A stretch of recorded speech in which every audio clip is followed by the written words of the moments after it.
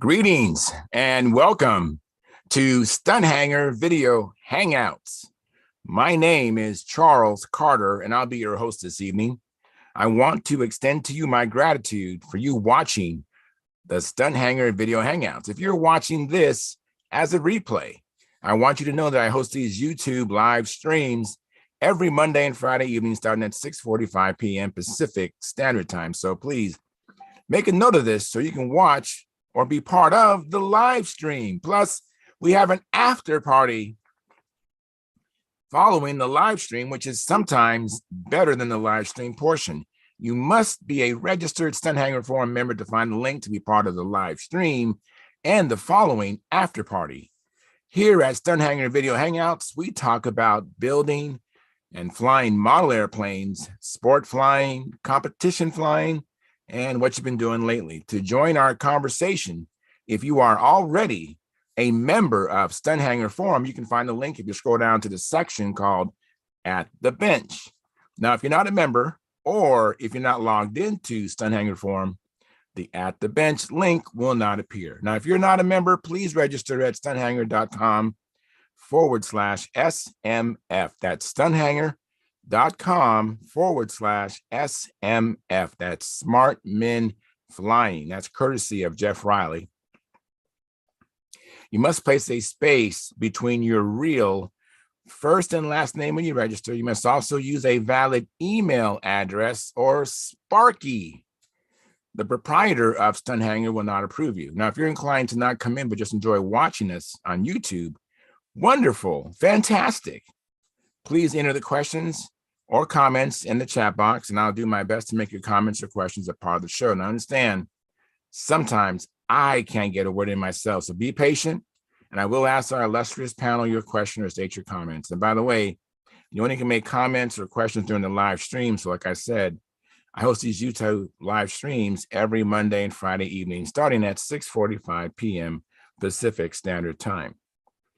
If you find the Stunthangar Video Hangouts that I host, or the many building videos, Saturday at John videos, the contest coverage videos that Sparky does on this platform, informative and enjoyable, please hit the thumbs up, and subscribe and share the videos. Comments also help the Stunthangar YouTube channel grow. Please consider joining Stunthangar's YouTube channel memberships, starting at just $4.99 a month, which is less than 17 cents a day. 17 cents. Now, you know, it's less than well, not less, but it's about a cup of coffee at Starbucks, just once a month.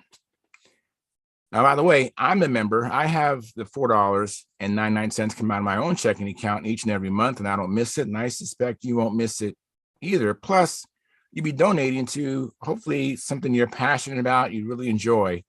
And your support helps offset some of the expenses of running Stunthangar. And with your memberships, you'll get special badges that Sparky and I can see in the chat box over here. And the members also get unlimited access, unlimited play of member-only videos. And once a month, Sparky has a question and answer show for members only. Now, this is Sparky's YouTube channel, not mine. I'm only in here twice a week. So if you want to get in touch with me, go to my YouTube channel, which is called Flying Control Line Stunt. That's Flying Control Line Stunt. All the letters are there. And place a comment or question on the 2019 AMA National Championship video, which Sparky shot with his video camera of me flying his beautiful Junar XL. And I'll receive a notification and be able to respond to you quickly. I want to thank you for your past, your present, and future support. You are making it happen. Please keep the conversations family room friendly. In other words, please don't use words or do things you wouldn't say or do around your own children or grandchildren.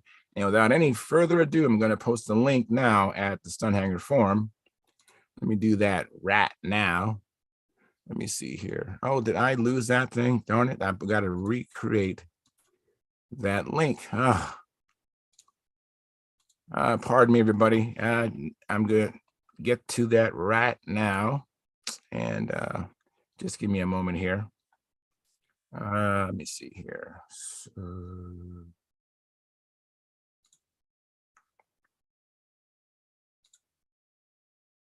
all right, so here we go. Let me go to Stunthangar form right now, and let me post a link. I can't believe I didn't get this done. I mean, I did it earlier, and I must have. I should have added another tab, and I actually overwrote that tab. So let's see here. Just bear with me while I do this real quick. Yeah. Hope everybody had a good weekend.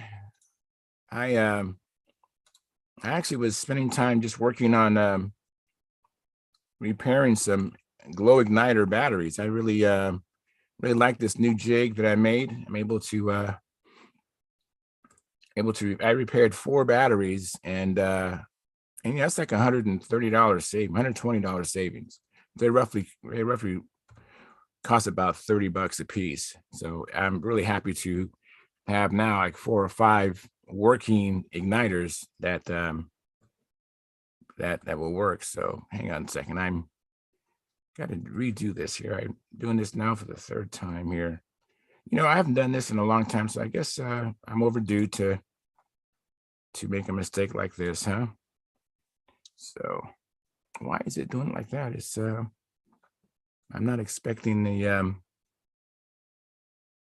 maybe that's how it's doing. Let me try this again. Copy invitation, and bear with me. Oh, there we go. Now it looks like how I like it to look. And let's see here. Okay. All right. So okay, looks like the date's right. Okay, so the link is there now, and hate when that happens. Hate when that happens. I know there are people that are probably waiting. I like to think they're waiting for the link to be posted. So now let me go to the control panel and see. I see some people already in the chat box already. Let me get to where I want to go. YouTube Studio. Just bear with me again. We'll be rolling very shortly. And anyway, like I said, I repaired 4 of those glow igniters, and quite a significant savings. Me being a cheapskate, wherever I can save money, I do my best to save money. I mean, I have spent some money in this hobby, but yeah, sometimes it doesn't hurt to have good quality stuff, because you end up paying more in the long run if you get inexpensive stuff. So all right, looks like we have 16 concurrent viewers. Thank you for tuning in and watching. And please, will you hit that like button? That we only have 8 likes right now, so half of you hit the like button. So please do that. That helps the analytics of the program. Looks like Mark Weiss is making his way in here. Hello, Mark. Hey, Charles. Good to see you. Good to see you too. Sorry, I got the link posted so late. I was off and rolling when I was about to post a link. I saw that it wasn't there and I had to recreate it a couple times to get it right. Well, we got the 2 most important people. Yeah, the winners always show up. Hey, have you gotten your decals yet? I didn't check today's mail yet, but as Okay. of Saturday's mail, no. Okay. I know it's a slow time of year, but give me a holler. Make sure you get them. Okay. Okay, we'll do. Thank you very much in advance. No problem. Looks like Joe is coming in. Joe Gilbert's in the house. Wow. He did it. Thank you, Joe, for coming in.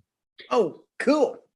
I Hey, really Joe. appreciate you guys coming in. I'm just totally flattered that you guys come in. I appreciate it immensely. Fun. Thank you for doing all this stuff. Yeah. Well, it's part of my love language of this hobby. I really do love this hobby. I love this sport. I see an old friend of mine passed away recently, Joe. Who's that? Riley Wooten. Oh, I knew Riley well. Holy mackerel. Riley and Marion. Oh, they were wonderful people. Absolutely. Oh, my goodness. I was sorry to read that on Stunthangar. Well, I saw where Dave Tribble said he had dinner with him, and I was at the same dinner. It's the Team Trials 2017, I believe, at Houston. And we all went out to eat that night. And I happened to sit right next to Marion. And she was a pistol, man. She had a ring on her finger that must have been 4 carats. And I said, Marion, let me see that ring. And she showed, I said, who? When did that join the family? Oh, I've had this for years, Joe. It's just a ring. I said, you know what that ring means, Marion? She says, what? I said, nobody else can afford you. That's what that ring means. That's what it means. Yes. She I just, call, she was so, and she died within 2 weeks after that. Yeah. I'm sure. Yeah. Right after that, she passed away. Golly. wow. And it broke Riley's heart. Hell, he loved her hard, y'all. Mm. Hey, Joe, in the early 80s, I was flying RC, and I got the idea that maybe I could manufacture with some friends a ready-to-fly RC plane, but made of balsa. You know, it's kind of like we would make at home. And I started investigating, and there was a guy named Riley Wooten who had a company called Lone Star Balsa, and he had a little 48-inch airplane called an Easy Fly. And I called him one day and I said, listen, I got a deal going with John Maloney at World Engines, and I'm looking for an airplane. Would you be interested in bulk shipping me your kits, but without the boxes, just the pieces of wood? And we established a fairly long-term relationship. And matter of fact, that airplane got a review on RC Modeler, if you remember that magazine. I do. Yeah. And he was a gentleman to work with, and just a wonderful guy. Wonderful. He was a super guy. He made his money in trucking, not in balsa. Oh, is that He had right? a trucking company, sure. He made his money in trucking. He had his own airplane, and he had a place up at Rio. They'd fly the little Cherokee 180 up to Rio for the weekend and back to Dallas. But he made his, I'd say millions. I don't know how much money he made. I'm sure he had millions, because that ring on Marion's hand wasn't a $10,000 ring. It was He gave me 35 or 40. he gave me great advice one day. He said, never trust people from Oklahoma. That may be true, but that boy was a fine man. And Riley, first time I met him was at 04 at Tucson. He and Bobby Mears was out there. Yep. And them two could lead you down the path of destruction right there now. Them boys knew what to do to have fun. Very cool. Let me interrupt you guys and let me welcome some people who came in. Thank you, Jim Hoffman, for coming in. Appreciate that. Mike Lonke, thank you for coming in. And Bob Whitley, thank you for coming in. And Gary Sinclair, thank you. I was thinking about Gerald Wimmer. He's in the chat box. But thank you, Gary Sinclair, for coming in. Howard Rush, thank you for coming in. And Santa Claus is in the house. Thank you very much, John Miller. Appreciate that immensely. And let me catch up on the chat box too. I have Gerald Wimmer. He says, season greetings, Charles, and all those on Stunthangar. Thank you, Gerald. Appreciate that. And Jonathan Caradas, he says, Merry Christmas to you all. And Jack Snavely, he says, hello all again. Like ya all and show and happy Christmas and all holidays. And then T-Bone 1260, that's Tom Luciano. He says, like sent. Thank you, Tom. And Tom Rammel, he says, like provided. And Jonathan Caradas, he says, good Lord, John, there's a guy like you at the North Pole. I am that guy. So we're all caught up. So fantastic. So I know Jim and we went flying last Friday. We had a very good time. And anybody do any flying since then? I flew Sunday. You flew Sunday? Oh, fantastic. Well, now what did you fly? Ringmaster 576. Oh, nice. They built some new lines and had to get them lined out right, but it's good. Very good. Now, did you go out there with the ringmaster because of the weather wasn't? We had a club meeting and there was 8 of us went out there. If I'm going to drive 28 miles, I'm going to fly something. Yeah, right. Unless it's raining, but yeah, it was 50 degrees. It was great. Wow. Oh, good. 3 of us flew. I made a 12,000-mile flight to get here. It was a little cold. It was a free flight. Me and the reindeer were running free. Thank Just you. so you know, I'm just checking out my routes for a couple of nights from now, Sunday. There you go. Saturday night. Thank you very much for Charles, coming in, Santa Claus. could you ask Howard what he's wearing? Howard, what are you wearing? How to make you big? It looks like it's a Northwestern Regional shirt, I think. Let me Is guess. that what it is? Yeah, Northwestern Control Line Regionals. Ah, Good show. Yeah, yeah. I got to make it to that contest one of these years. That's one of my bucket list contests. It's a really good. They have aerobatics, combat, Navy carrier, racing, scale. And what's below that scale? There's one more below scale. What was that? They usually have Speed. about Speed. over 40 events, that contest. Wow. Yeah, It's and probably that's- the biggest control line contest other than the Nats.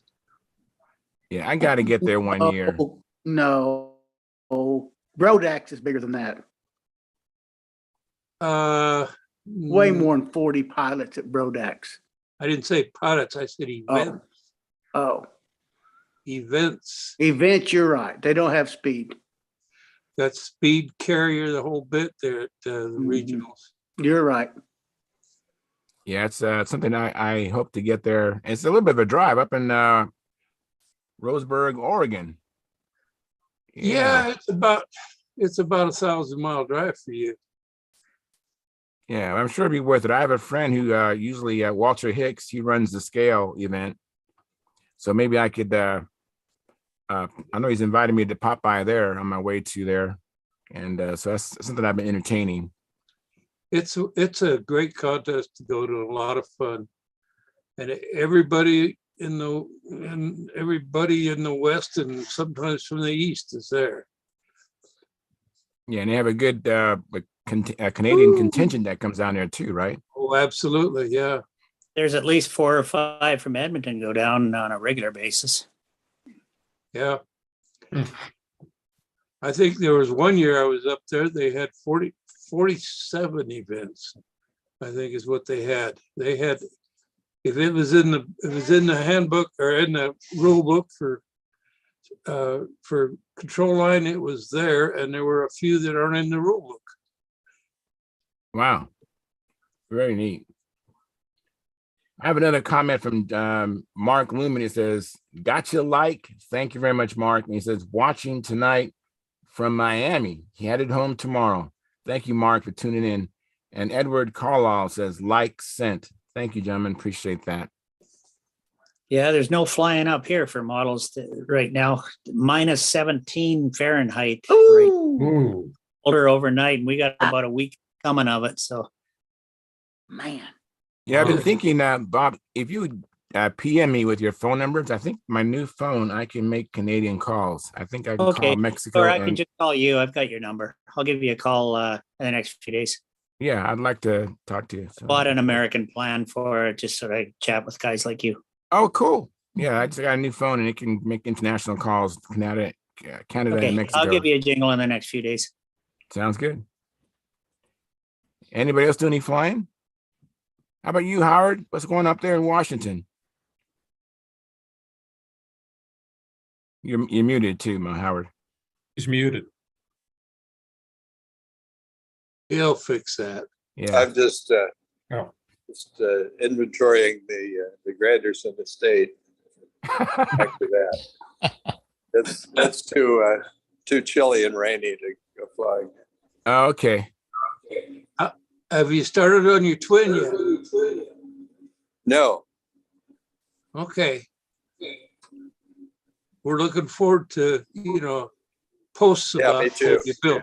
Yeah, we might learn something like we did on your painting posts, oh yeah, yeah.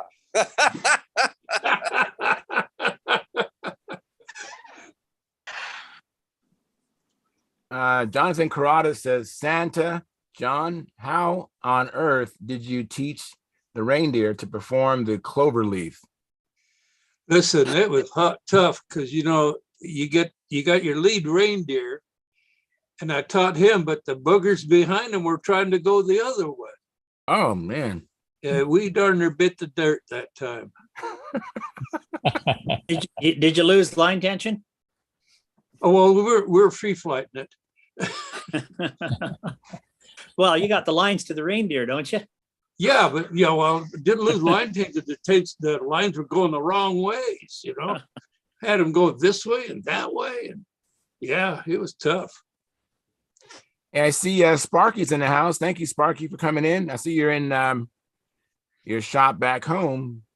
Yep, I'm back in St. Louis for a week. Very good.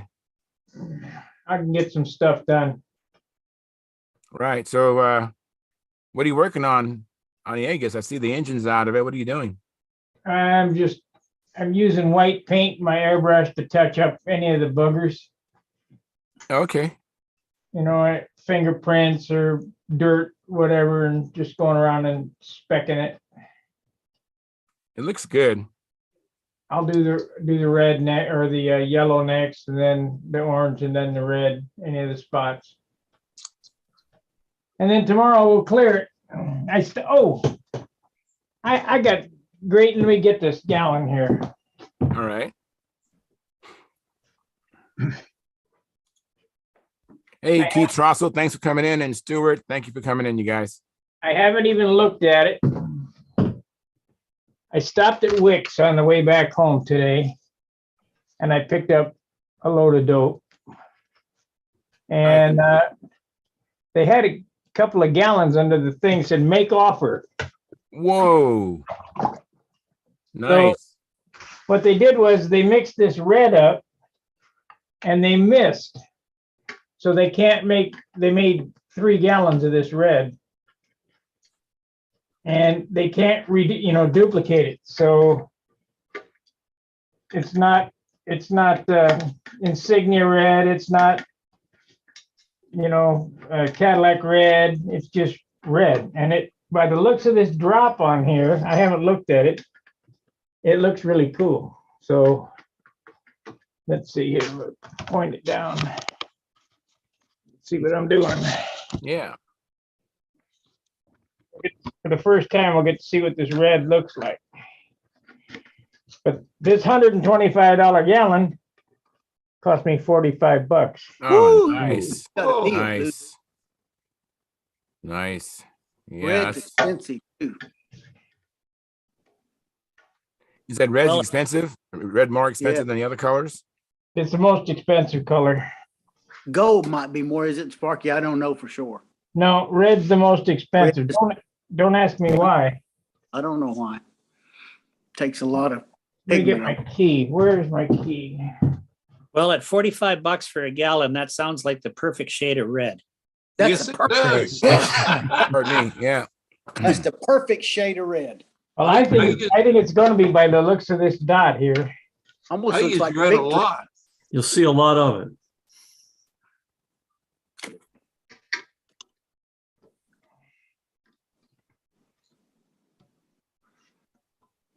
Hey, here's the unreal. See if I got hosed. Wow. Oh, yeah. Wow. Looks like Red. Victory red.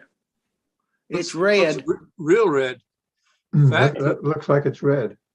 That reminds me Red. of Miss Ashley Red. This is Cadillac red that's on this. This is redder than insignia red. Mm-hmm. But for $45, Great. That's Yeah. awesome. Deal of the day. Deal of the day. yeah, I might stop back on the way back and pick the other 2 gallon up.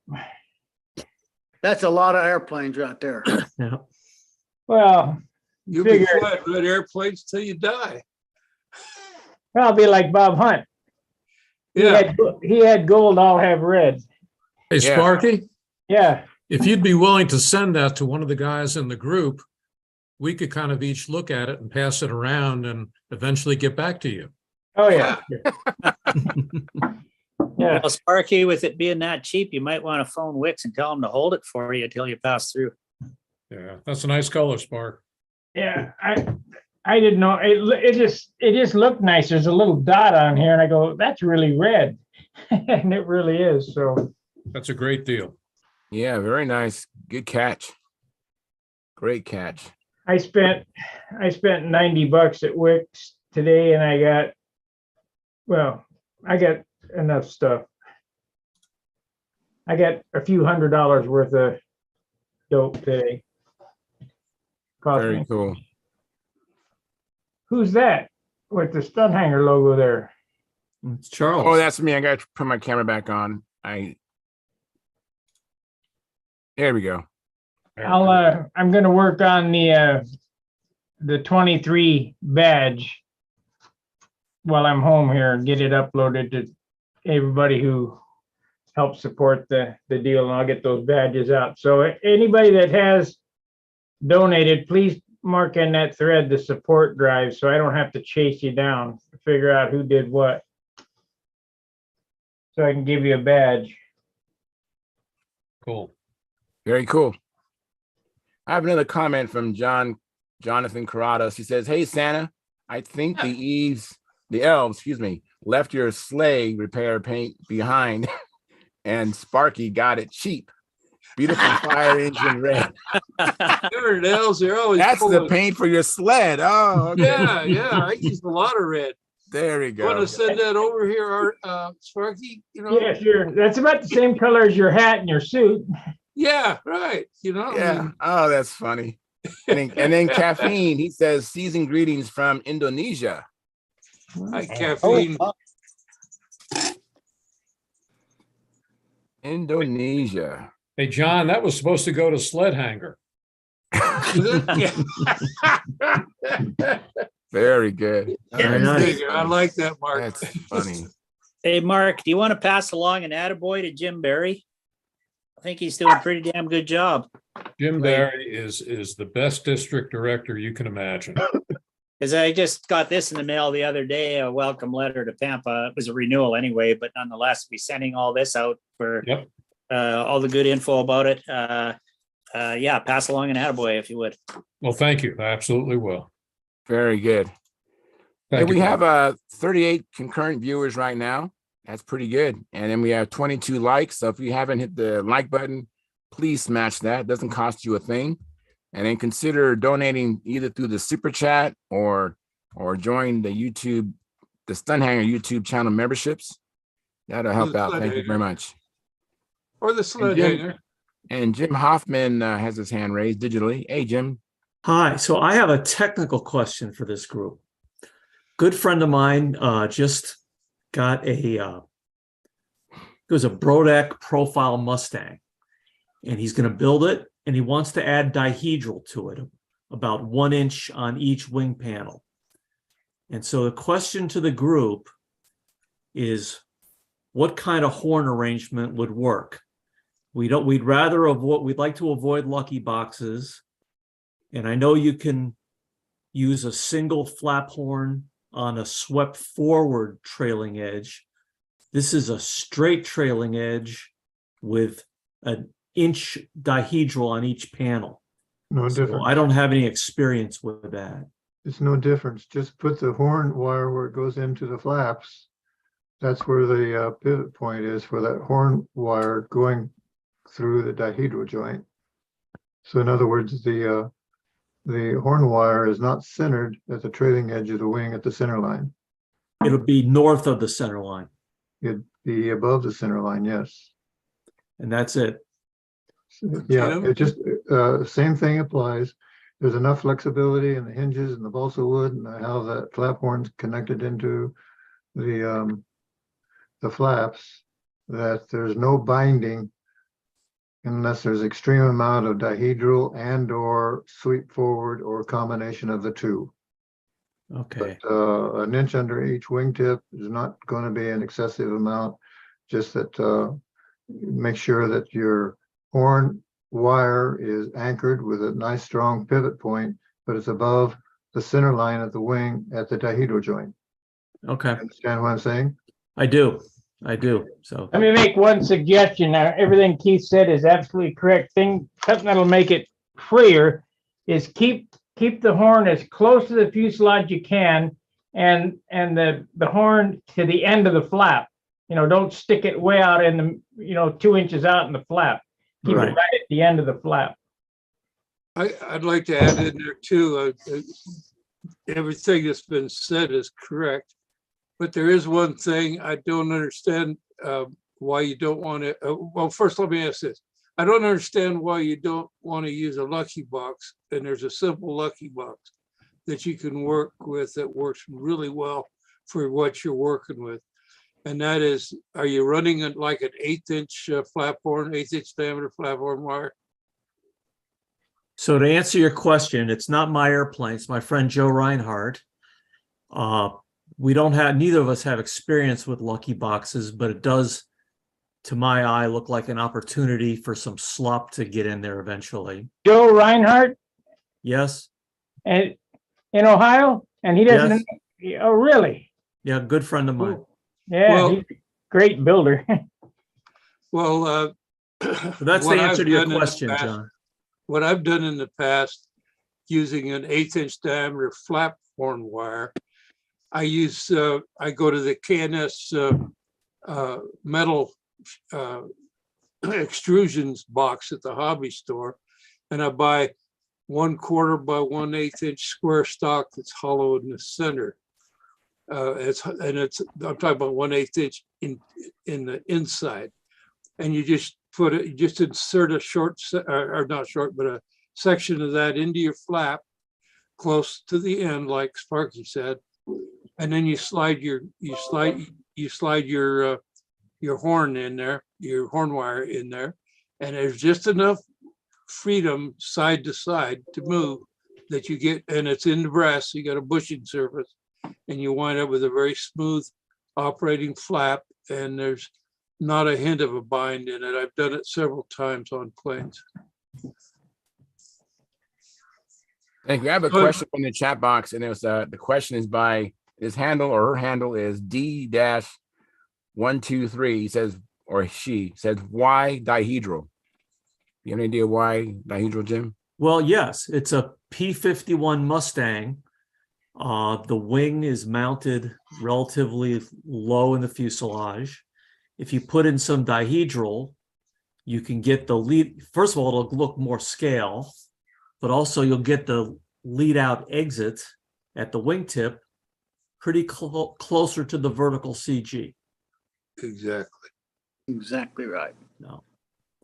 So thank you, group. This is exactly what I wanted to hear. Some Well, useful information. can make another comment. Yeah, I know Joe or anybody thinking about lucky boxes might be concerned about, I guess, slop in the lucky boxes from one side to the other. You got good material in there and your tolerances are pretty good. There'll be a little bit of play. It's unavoidable. But it's probably no more play than you're going to have like between your elevator and flaps with the tolerances on your control horn connections. And also when you're deflecting your flaps up or down, there's load on those flaps that the load is basically the same on both sides. So you're not going to have any change in the flap position from one side to the other. So yeah, there'll be a little bit of slop around neutral when you're holding neutral controls, but I don't think that's going to affect your level flight at all. Have you been using lucky boxes in your dihedral airplanes? No, I just use a single horn going into the flaps. Okay. I explained once before we talked about this. On the Martin Baker, I found the extreme combination of dihedral and sweep forward. And on the Martin Baker, the combination is almost too much because once the flaps start deflecting more than 30 degrees, you start getting a resistance to the travel any further than that. It gets springy. It wants to spring back to something less than what you're trying to force it to. Isn't that self-centering controls? Well, hey, you can look at it that way, but you won't see it. You don't feel it when there's less than say 20, 25 degrees of deflection on the flaps. Yeah, what do you move them? 15 degrees in flight? Probably. 18, yeah. So what do the Don Hutchison plans show? Does he have They- dihedral airplanes? Yes, I got two of them out there in the garage. It's got flaps that are forward and dihedral. And you just build them just like John said, with that little piece of brass, and have the rods going out square from the flaps as you can on the dihedral. Put that little lucky, I call it, it's not really a lucky box, piece of tubing. And you don't need very much, the rod, if you had the back third, if you had the back half of the rods, all you really need, the front half isn't going to grab much, but It's square channel. You're describing tubing. square channel. Okay. tubing, Tubing, okay.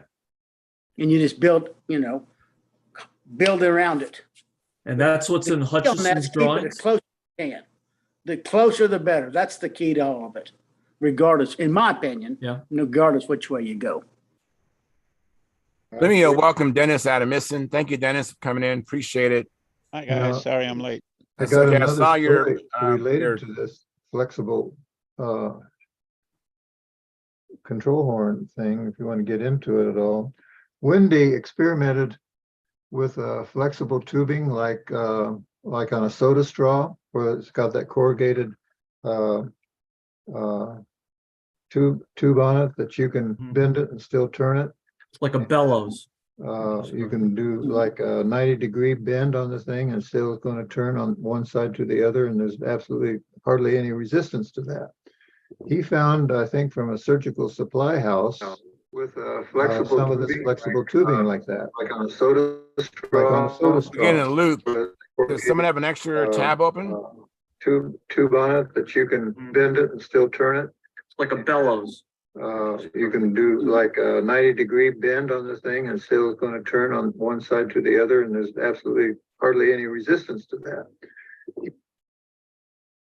I think that's what I was trying to talk about.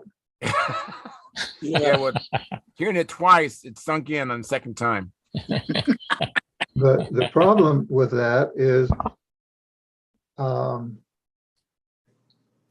do you hook it up to a hinge? I mean, the hinge, how do you mount that? What kind of tubing does that run through? And then also attaching a horn to it and attaching something to it that extends into the flaps then. And that's where the problem comes in using something like that. I like the square tubing idea. That's pretty good. I used that on my Focke-Wulf 190, which started out as a Sterling Spitfire, or a Mustang. But I built a new wing with dihedral and that little bit of sweep forward they had on it. I used that rectangular brass tubing in it, and it really works slick. On my swept forward trailing edges that I used to do in the 90s, I just did like Keith does with a straight horn, but I flattened out where the horn is. So there's a V there where the wing comes together. I would just take and flatten that out at a 90-degree tangent to the center line of the fuselage so that the horn sat in there 90 degrees, and then put the flaps on. No big deal. I didn't have any spring to them or nothing. Well, the Sterling Mustang, I realized that it's a Sterling Mustang and the prime name is Sterling. But the Sterling Mustang I built when I was a kid, it just plugged in just like you said. You flattened it out and plugged it in. And I flew that thing for days and years and whatever, and it never failed. I didn't chime in on the thread that's on Stunthangar about the Vico 19. He was asking which airplane to build. If it were mine, when I was a kid, I had a Junior Nobler with a Vico 19. I had the most fun with that airplane than I've ever had with any airplane in my life. So Junior Nobler is my suggestion. Very cool. I have a comment from Jonathan Caradas. He says, Jim, your outside wing may fly slightly higher with dihedral, and John's aluminum tube thingy works well, especially when lubricated with reindeer fat. Yep.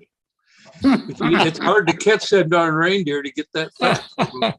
Hey, Joe, wasn't that T6 that you were flying, that yellow thing that was 10 million flights? Didn't that have dihedral in it? Oh, both wings, center section flat, outboard wings dihedral. Right, and it didn't fly outboard wing up. What'd you do? No, they don't fly outboard wing up at all. I'll take exception to anybody that says that, because They don't. That's typically on the All floor. it matters is where your lead outs come relative to your CG, period. Yeah. Yeah. It's kind of like the Netsman's thing about placement of the bell crank. Yeah, You know, what matters is where it's at the wingtip. relative to the CG, Right. Yep. that includes the vertical CG.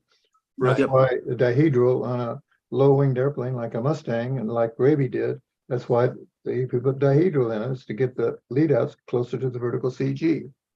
That's As well, right. it looked more scaled, and that was Raby's thing too. Here's Yeah. one for you, Keith. I was originally building this airplane as a piped airplane. So I dropped the lead outs down below the center line of the wing. Now it's not a piped airplane. You see where they're down below the Yeah. center line of the wing? And Yeah, it just has a muffler on it. That shouldn't hurt me, should it? no. To help you. Probably will help Because you with, your engine and landing gear are still way below your vertical CG. Okay. So your lead outs are going to be fine. Yep. you know, Go see a problem. Keith, when we were working with Gordon's Tony, we had that wing mounted low and we looked at it. We finally figured out where the vertical CG was, and we were going to taper the wing, from the bottom, Yeah, keep it just flat on top. Would have brought us up within quarter of an inch of the vertical CG. We figured that would have been okay. Did you and see what Mark said? Yeah, I'll read it. So Mark has a question for John. He goes, I wonder if John's reindeer had rear exhausts. Yeah, the dang critters. Had to put a windshield on a sleigh, I don't know who sent that. but his name was Mark, right? Yeah. Well, I have a question from P. Taylor. That's Paul Taylor. He says the ARF PT-19 had dihedral, flew okay. Yeah. Yeah, I always wanted to get one of those. It was just the hobby shop sold the two that they had and didn't get a chance. I didn't have the money either, but I thought that was pretty neat how it had everything you needed to go flying. I've seen a lot of stunt ships a couple of years back were flying with dihedral in it. And I never saw anything adverse about it. What they're trying to do was arrange or get up into the area where the vertical CG was with their lead out. And I've been told that actually CG dihedral can add you can wind up with a little better stability out of the airplane. It sure helps upright, but it ain't worth a damn for inverted maneuvers, in my opinion. Uh-huh. So all the ones I've gotten flown, if you watch close on outsides, they'll just be out there they're not happy. They're just wandering. Next time you see Callentine's Mustang, Jim, watch that real close. That rascal's doing this all the time on the outside maneuvers. Are you saying it's yawing or Yes. rolling? Yawing. Yawing back and forth. Everyone I've ever, the Chipmunk, the Hellcat, the Wildcat, not Hellcat, the T6. I've seen Callentine's Mustang do that. They're just not happy. Yeah. Yeah. How about Raby's? How about Raby's Bearcat? Did it? I never saw Raby's airplane fly. Because I don't think it could. It was 90 ounces. my Bearcat flew fine. Yep. You got to look for it, but you'll see it. And Maybe if I didn't know how to you look get the lead outs back enough that it doesn't hurt you too bad, if you try to get that super turn and keep easing those lead outs forward, you'll be okay on insides, but outsides, it won't be happy in my experiences. That's just my experiences. So what you're saying, Joe, is instead of dihedral, raise the wing, straight wing and raise it. Well, yeah, I think that's optimal, but it's, I've won a lot of contests with the T6 that had dihedral and two little U channels in the flaps. You can make things work if you work.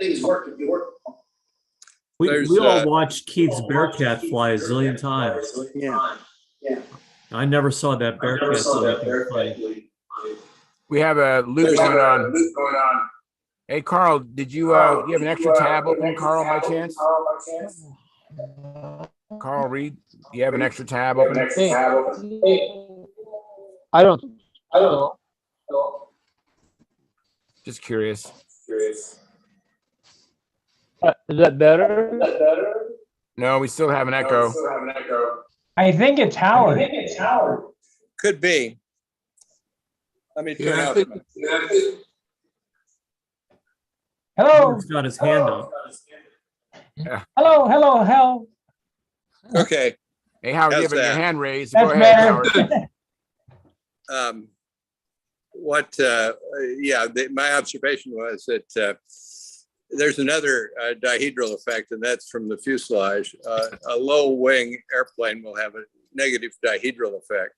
So having positive dihedral can counter that. So you kind of break even. You go online and look up dihedral effect in fuselage, and you'll see a cartoon that explains what happens to the flow there. It's pretty evident. I don't remember who flew it, but how about that F8 with anhedral in it? That works, doesn't it? Talking about Kirk Mullenix's For a Corsair. high wing airplane. A high wing airplane has a positive dihedral effect just from the wing on top of the fuselage, and putting anhedral in there That counters was some of that. Vic Oh, Vic Macuso, I Macaluso. think. Yeah, Yeah, Vic Macaluso, yeah. Yeah. Yeah, I have a question from D123. So you're saying that even if you still have an echo. Howard, did you open that window up again?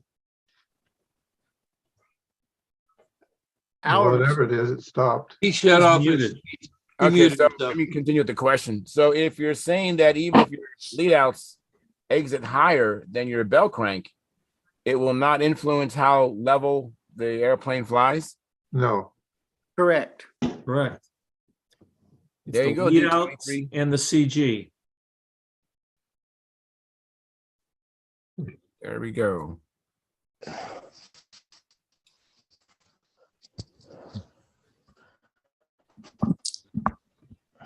No, You that quiet. want me to get you the little statement that Bill Netzeband wrote maybe 40 years ago on that? Sure, go ahead. I'll find Absolutely. it.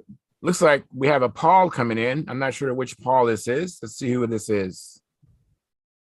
Hey, Well, John Yeah. Miller, Yeah, I just downloaded a program, FreeCAD.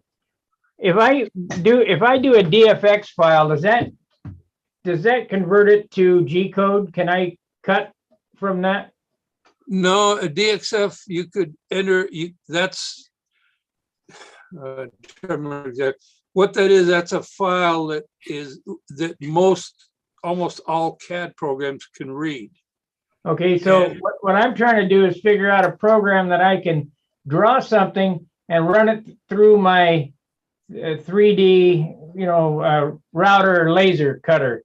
But it's G code, and I don't know how to write G code. Yeah, I understand. I don't either, and I haven't had any training on 3D, so I've never played with it much, so it's hard for me to answer this. I will say this, though, that there are programs out there that have the capability to transpose themselves from different codes. I think Corel is one of them that you might be able to get to the code that'll transfer to the G code for you. Corel Draw. Yeah. Yeah, yeah. Corel Draw will create DXF files that you can send to my laser program. There's a program in the middle that goes from the DXF to the G code. What's that program's name? Mine is Laser Cut is the name of it. Came with the laser. Yeah, I think I got that. Laser Cut 5.3. There are 3 versions of it. One is embedded in Corel, another is embedded in AutoCAD, and the third is the standalone. I got the standalone. I think that's what came with my laser cutter. Yeah. So I've been knocking I tried to cut something And shit, I got the picture up there, but it doesn't do what I want it to do, so I just left it sitting on the bench. Yeah, we can talk about that. You can call me sometime and we can talk about it. All right. Hey, Paul, Taylor, you have a question or comment, Paul? Yeah, I was just gonna say, there's a free program. It's web-based. It's called Onshape, and that's what I use for creating files for my 3D printer, and it's GL code. Onshape? Yeah, Onshape, and it's fairly easy to figure out. I mean, I can do basic, make basic shapes with it, but when it comes to really making some crazy stuff, I've got to get my son, who's a CAD expert, to kind of help me with it. So I can draw in primitives and it will convert it to G code? Yeah, it actually draws in 3 axes. So you can draw a 3D shape with it, and then when you export it out, it exports it into a STL file. Onshape.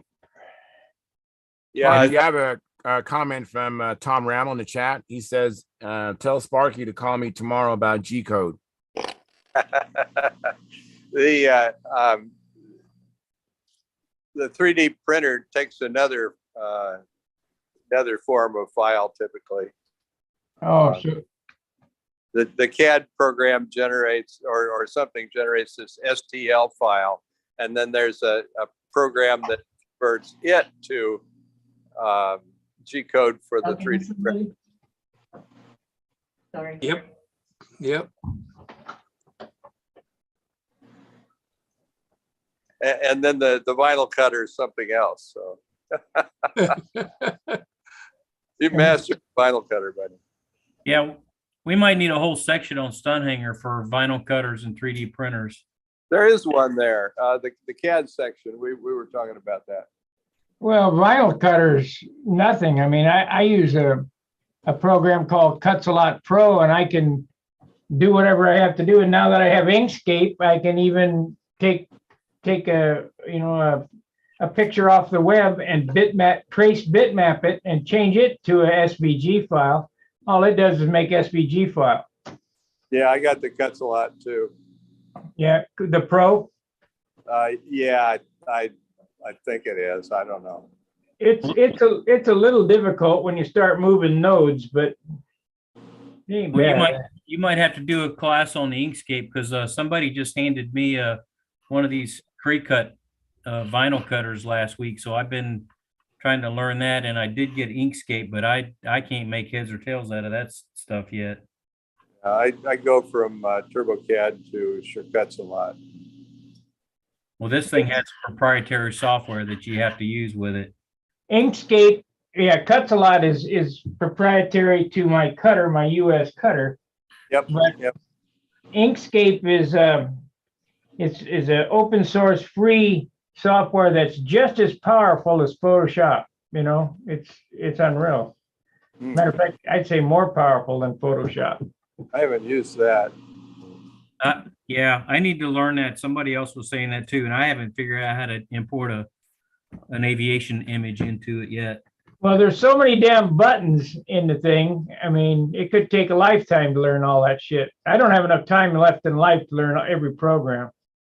Oh, yeah, but you gotta have some kind of photo editor, like what you're saying, though. Well, to do what we need to do for your plotter is pretty simple. It's only like 3 steps in Inkscape to separate.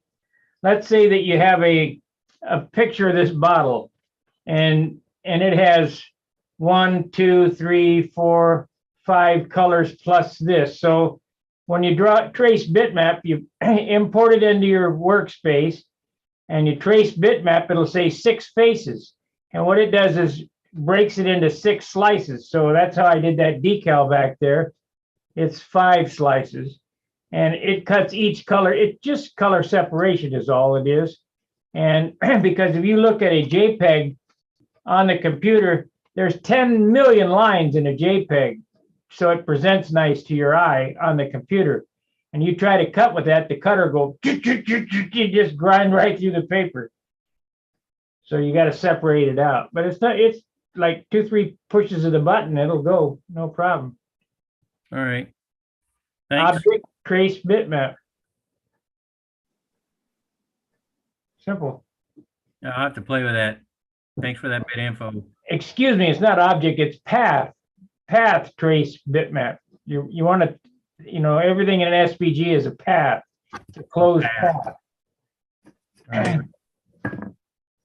Yeah, it's up on the top left on the toolbar, path, and it'll drop down, and it'll be 10,000 selections there, and you just put trace bitmap, and then it'll open up another thing and say, how many faces do you want to separate this into? So if you got 10 colors, you want to do 10 paths, or you want to do just a simple, like a black and white, you just go one path or one pass, So you could take any image off the internet and put it in make it a scalable vector. It's pretty simple. Yep.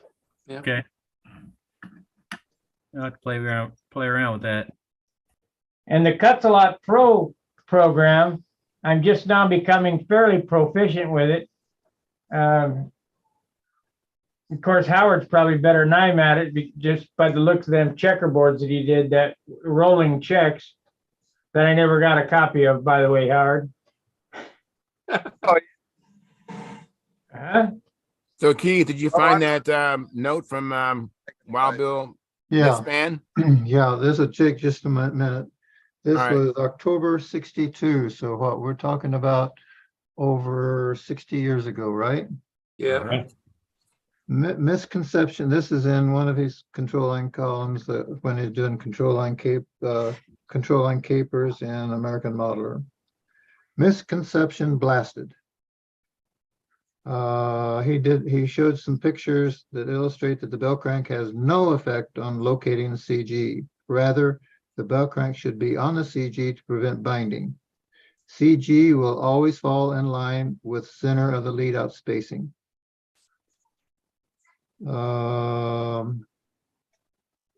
Next time a guy tells you to locate your CG forward of the bell crank or in front of the lead out, shun him. He don't know the facts. The CG comes first, all else is related to it. So, and then on top of that, there's a guy in 1966 published in American Modeler again that built just a plank wing and a crutch for a fuselage where he could mount the bell crank anywhere from behind the firewall of the engine to in front of the tail. And he found the same thing. He could put that bell crank in 9 different positions and it didn't make any difference about the yaw angle of the airplane. Yeah, the key is the location where they come out the wing. Yeah. What matters is where the lead outs exit relative to CG. In fact, here's that picture guy that did this thing. Can't see it on the pictures, but he moved the bell crank all the way from behind the engine to in front of the tail, and no difference in yaw. Okay. That's Mary Kay, huh? How did it feel, though? The farther you move the bell crank back, does it feel nose heavy? Not in my experience. No, it wouldn't. The only thing you're going to have is binding of the lead outs at the tip guide. Right. And that's not desirable.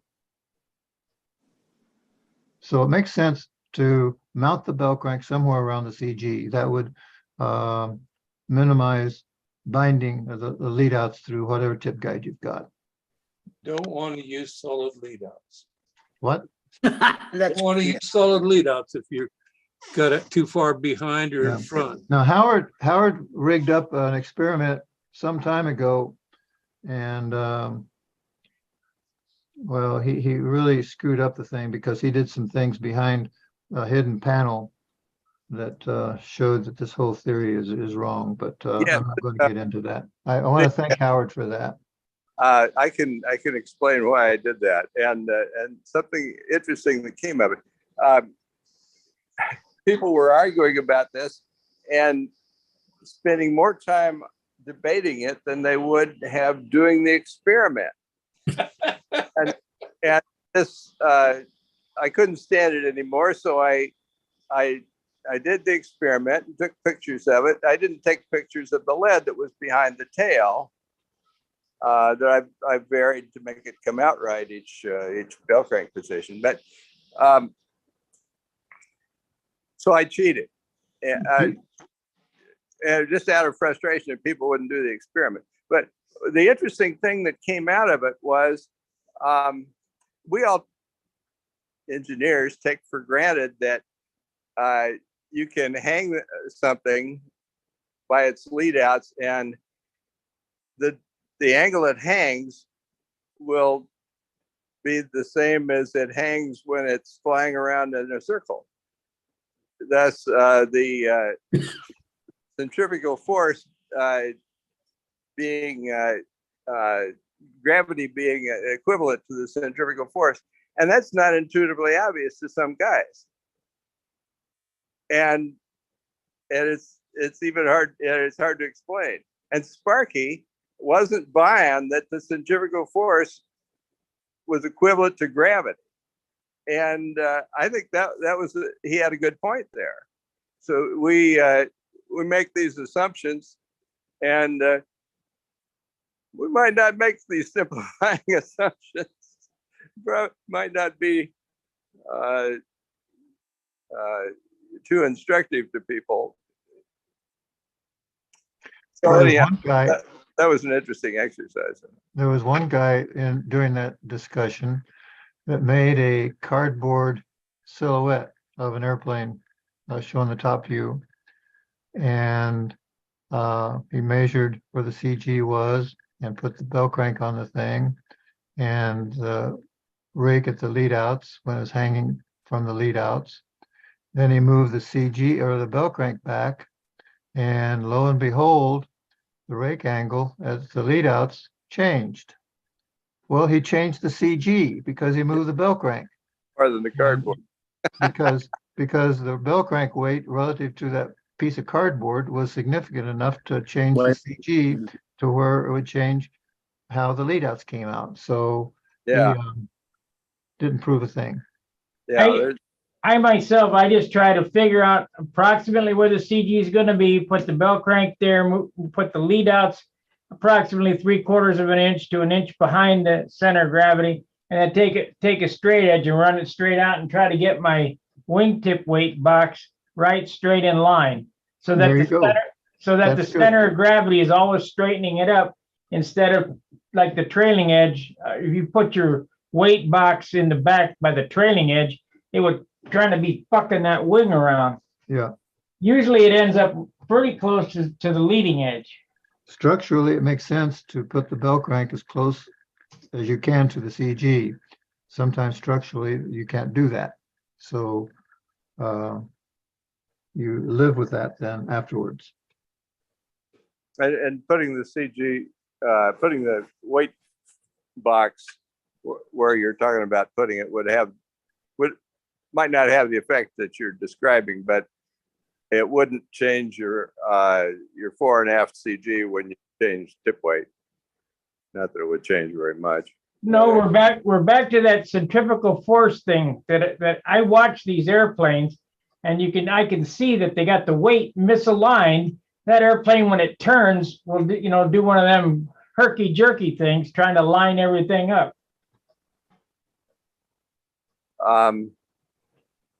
All that matters is what CG is for. Well, now that's an interesting point too. There's when you're rotating something, the second moment comes into play, the moment of inertia. So yeah, and the lift moves back and forth on the wing in relative to your CG. There's tethered flight's really easy, y'all. Just go up and down. That's all you got to do. Yeah. It's real easy. Just up and down. That's all you got to worry about. Okay, Joe. I have a comment. Got that figured out. You go to RC. Hey, Jim, you have a comment, Jim? Your mic is muted. I once saw a very clever airplane that had an adjustable lead out guide that he could adjust them fore and aft, but also he could adjust those lead outs up and down a little bit. Yep. Thought that That was Frank very McMillan? clever. Frank McMillan. Yeah. And Richard Oliver also had that too. I typically use wheels, different weights to try to get my vertical CG where I want it. Yeah. Vertical CG is important, y'all. Yeah. Yeah, it It's is. It is. It's for And real, you can measure it at home before you leave the house. pretty much. I've had to do some battery relocation.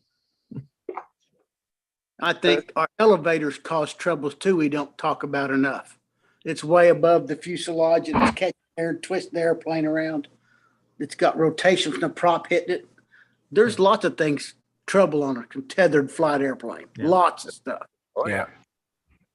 Hey, Guys, let me Jim, interrupt for a second, you guys. Someone in the chat box is added to the conversation a while back. This is D123. He says, answer to circumvent a breakdown and communication. It should be pointed out that those who argue against this, that you should not assume that the bell crank is always at the CG. He goes on to say, or ever at the CG for that matter. Correction, breakdown in communication. So that's from D-123. I know, and Go ahead, Mark Wise. Go ahead, Mark.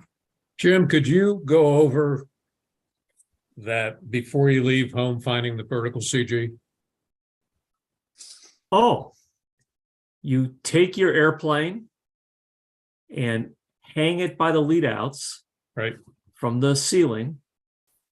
And you also hang a plumb bob from that same ceiling and maybe set that plumb bob.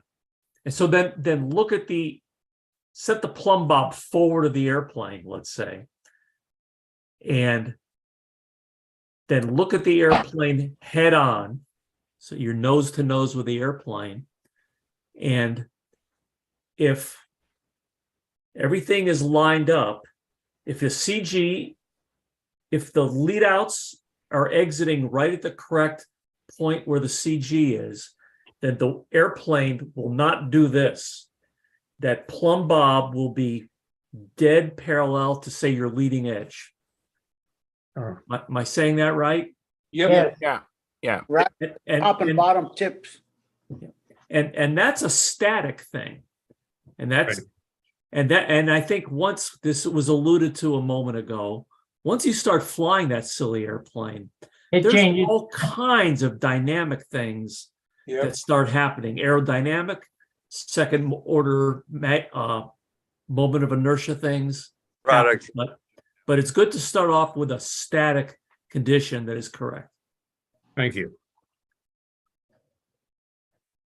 I know in drawing them out in CAD, I oftentimes would do an outline of the airplane, just take out all the other lines, just an outline, and I would consider that it was all a unity. In other words, everything was the material, the imaginary material it was made out of was all the same weight, from at every station.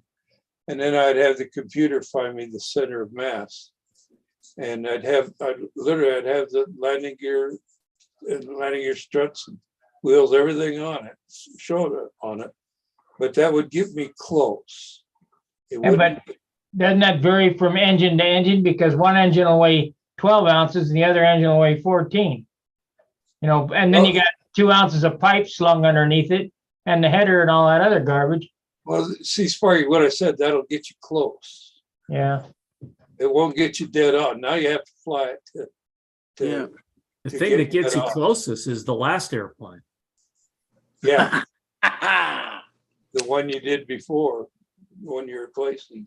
Yeah, my next Predator will have a longer nose. I promise you. Because it's got 2 ounces of lead in the nose right now. Go Yeah, ahead, Joe. Can I show you something? Yeah, I think I set up the share. Yeah.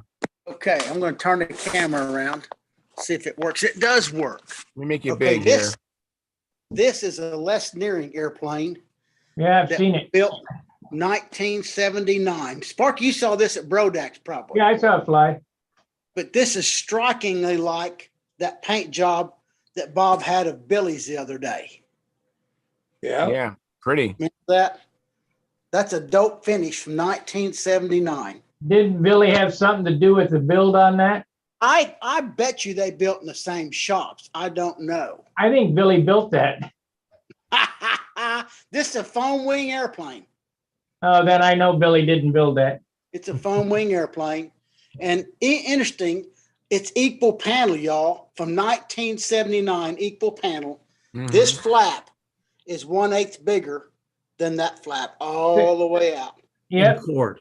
that's what I do. In outboard flap? 1979. Huh? The outboard flap? Yes. Outboard flap, absolutely outboard flap. I'm a fan. Yeah, that's what I do. Go read Bob Hunt's article on the Saturn. Okay, I'll get off now. I thought that was a neat airplane though. That is a neat airplane. Thank you Yes. for sharing. The nice looker. Did you see that airplane that was there at the same time that was there that had the stabilator in it? I did not.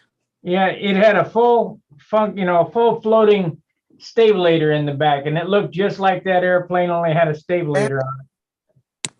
I asked Billy about that, and they said they couldn't make it work, so they didn't monkey with it.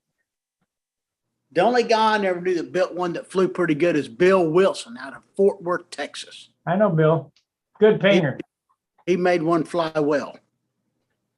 Bill Wilson's a great painter. Absolutely. He's a Don't body tell- man, I He think. done. He is a body man by living. I have a comment from Jonathan Carradas. He says, I think if the lead out is above the CG of the plane, the wingtip will fly low, I bet, only slightly. And your outside line tension will be gone. Gone, gone.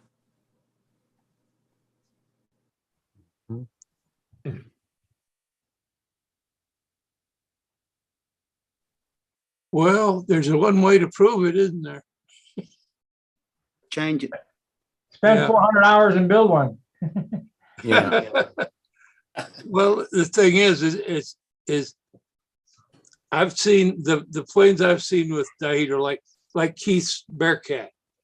That plane had come around and those wings, there was no outboard wingtip down or up. It was That's level, right.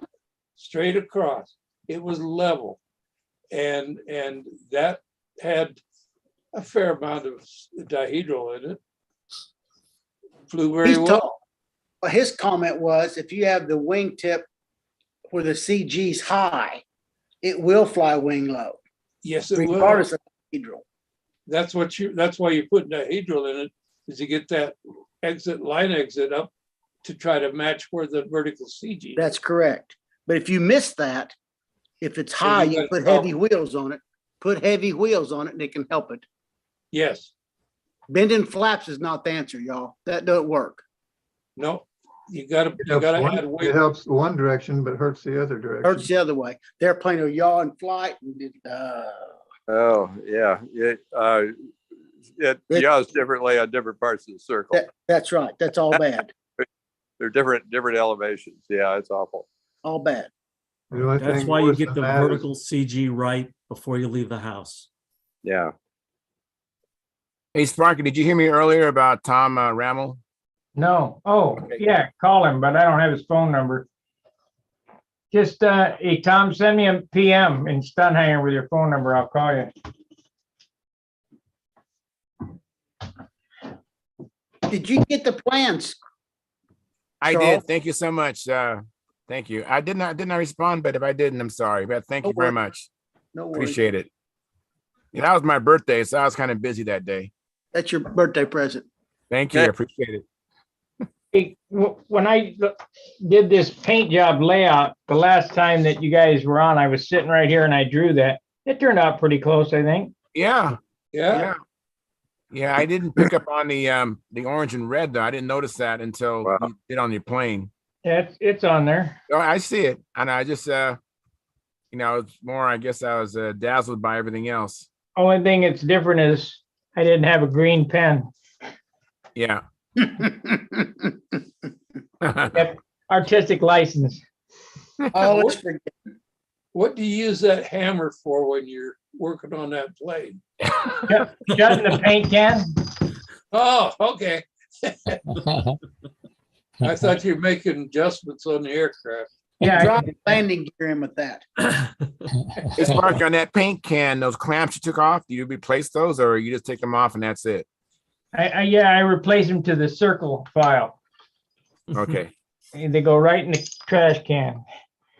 These only come on when the can is new to make sure that the can hasn't been opened. Okay.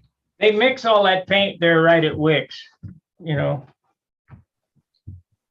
All the colors. I guess they get the binder and they got the pigments and you know they got a paint station there.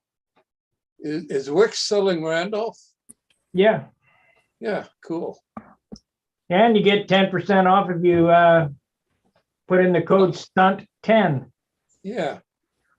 They sell Randolph thinner too.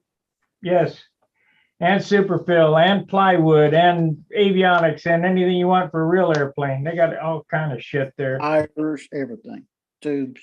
They got Canon plugs and MS and AN fittings, all kind of crap. I bought a bunch of really nice plywood. Oh yeah. Like plywood, like the birch. No. I needed it for a specific purpose, and it was 3/32, which was hard to find. But Where'd you get it from? I got it from Wix. Really? Yeah. Because I was back there digging in the wood. I didn't see any light ply. I saw birch plywood, but no light ply. Well, I'll tell you, this doesn't look like the white ply I've seen before. You know, it's really, really white colored, you know. This is, but it's lighter than 3/32 plywood. I wanted it for a fuselage side. Yeah. Go ahead, Dennis. Yeah, just a question for everybody. Remember Midwest used to sell a really good 5-ply, 1/8 plywood. And I've been looking all over the place for some. Does anybody have any ideas where to get something like that? Yeah, I get it all the time at the hobby shop. 5-ply. I haven't seen a 5-ply in 25 years. They got it right over there across the street from the Air Force Base at what do they call that hobby shop? I forget. Okay. You know where I'm talking about, right? Yeah, I know the hobby shop you're talking about. They got a lot of older stuff there, so maybe they got some.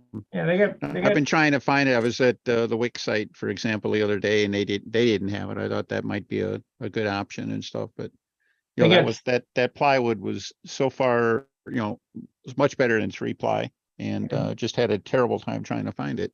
It's aircraft plywood, birch plywood. Yeah. Aircraft grade stuff is that way, I think. Yeah, but the stuff that Wix sells is 3-ply. So I did not check with what's the other one, Aircraft Spruce. But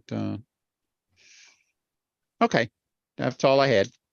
I have to try harder, I guess. I bet Schaefer's Hobby's got it too, I bet.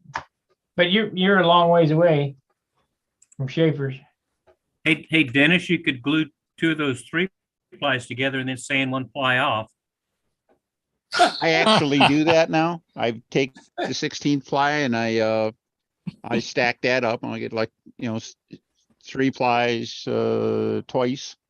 Or you could do 4 of the 64th plies laminated together. Yeah, that's it. I mean, that's the games I've been playing with whenever I'm looking for some really good plywood. That's what this nose ring is. It's you know, a whole pile of 64th plywood, 4 sheets run together, and that makes a super strong nose ring. It's about 25 ply or whatever. Yeah.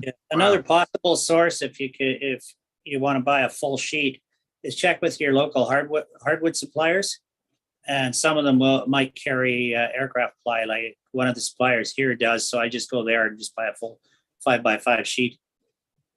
Okay. I might have tried something like that. The only places I've looked at is just the regular home supply stores, if you will. And it's hard to even find they're not something gonna an have 1/8 of an inch thick there. So, I No, agree. you gotta go to specialized. good. Yeah, the only woodworking thing they'll store. have there is, they'll have typically, they might have a Midwest rack or something like that. And the Midwest stuff, that I found is not 5-ply anymore. So that's Ravel, what it used to Ravel be. sells plywood. Who does? Ravel, you know, that you think of them being a model kit, you know, plastic Mhm. model kit company, but I remember seeing Ravel plywood.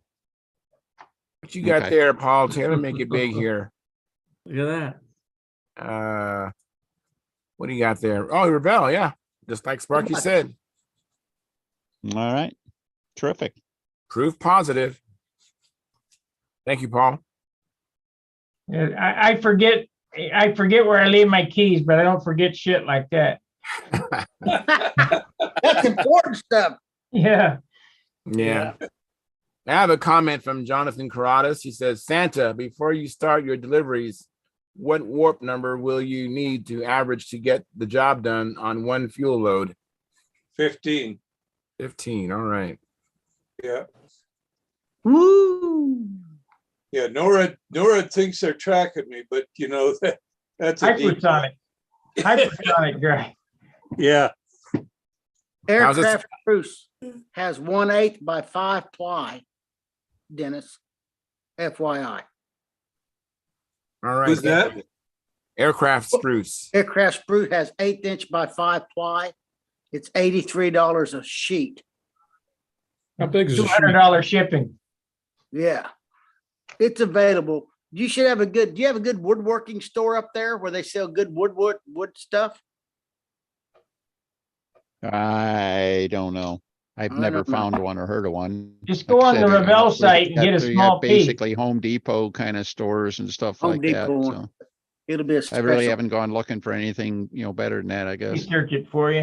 I bet you can get it from Ravel. Right from Ravel, you know, a foot by, how big do you need it?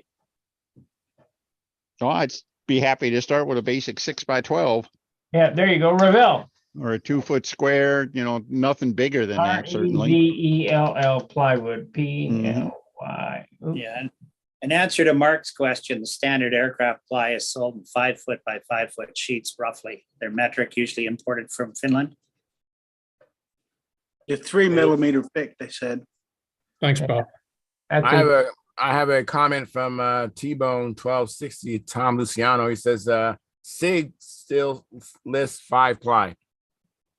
Here you go. I'm going to post a link. This is from Mercy. 2 pieces for $10, 6x12.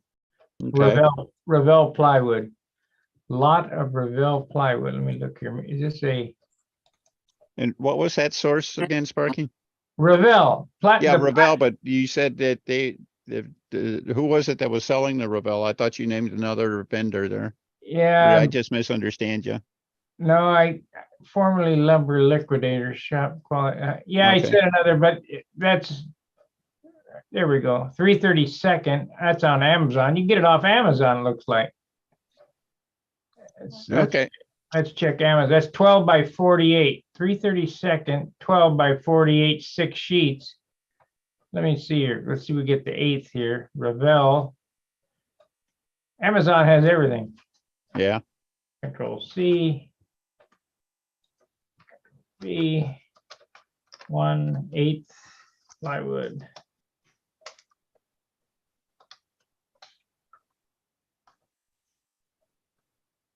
They don't have 8 plywood on Amazon. But just do a Google search. I mean, I pulled up a bunch of sites here, got a lot of images. Let's see, Ravel homepage. Let's try them. Yeah, Ravel? I found it on Amazon, Sparky, 1/8 birch plywood. Yeah, here's 3/8 by 12 from Ravel. Mhm. Ravel monogram birch plywood, 4mm. It's around, Dennis. It can be found. Oh yeah. Yeah, you can find anything on the computer. Mhm. Well, I can say if you get it from like the Wix, someone made something about $100 shipping charge for an $80 sheet, and that's about right. So it cost me $180 to get. I bought several sheets though, So they put it all in one packaging, but they built a packaging setup that was really strong. Didn't, it really, ELYWOOD. Hits for plywood, nothing on Revell. So looks like the plastic company's not selling it. maybe there's another Revell out there in another business. No, it got the same logo, but maybe they quit selling it from, I don't know, but it's around. There's quarter. Paint, let's see, Baltic plywood, Michaels. By Revell, 24-inch Baltic birch plywood sheets at Michaels. Yeah, Michael's a good coupon this time of day too, this time of year. Hey, Yeah. Carl, you have something to say, Carl?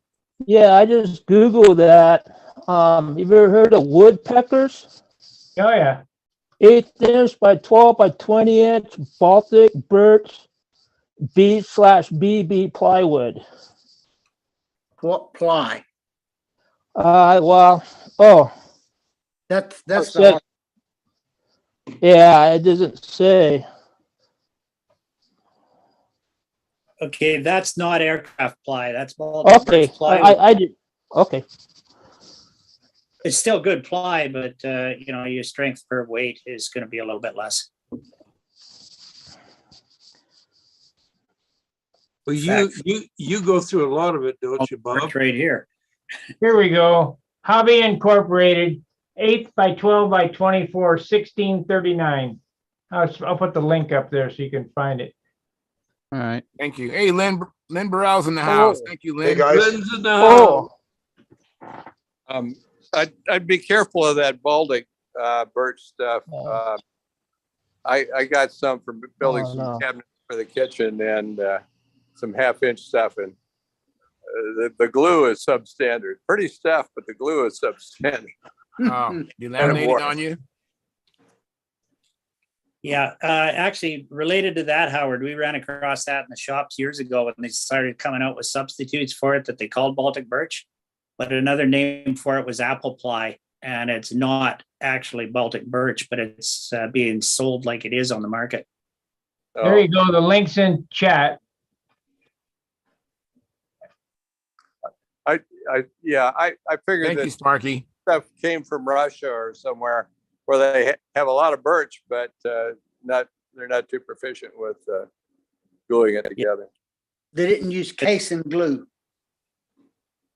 Because the Baltic birch I buy here Oh, shit. is Sorry really about good. I've never. This link is no good. It's out of stock.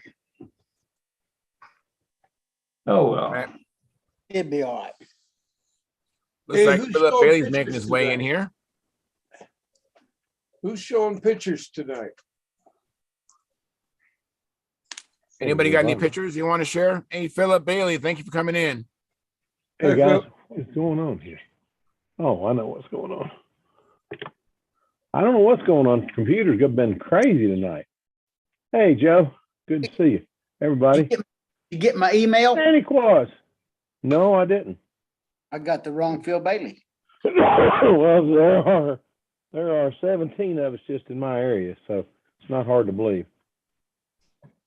Here you go. You can get on the email waiting list at that Hobby Inc. That link that I sent you. They got 8 by 12 by 24 6 sheets for $32. It's out of stock, but you can get on the email waiting list for it. Mm-hmm. And it's Revell, so I know that it's good stuff. Okay, I don't see anything in this particular listing that says it's 5-ply. How many ply is that Revell sheet you got there, Paul? I was looking, it didn't say how much, what the ply was on it. Look at the edge of the plywood. Count Oh, them. the one that I showed? Yeah. Oh, no, it was I think it was, 32nd. yeah, 3/32. Well, you still count them. I'm pretty sure it's 5-ply Revell. Close to everything now. No, this is, hard to find. this is 7. 164. 164th, 5 ply. Wow. Oh, not 164th, no. It's Yeah. at least 3-ply. Yeah, usually 3 ply. How about Midwest? Have they got it? I don't think Yeah. Midwest is selling 32nd anything ply anymore. I've got is 3-ply.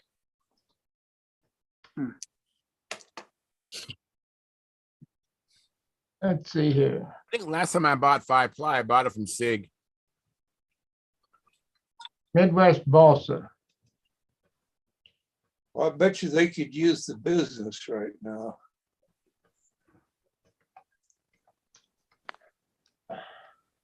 Yeah, my local hobby shop said that they cannot get any material out of Midwest anymore. And, they're in Hobart, Indiana, about 100 miles west of Fort Wayne. So, Well, we got Midwest on Amazon. Let's see here. That's balsa wood. We don't want that. There's basswood. You could check Balsa USA. They've got a large supply of plywood.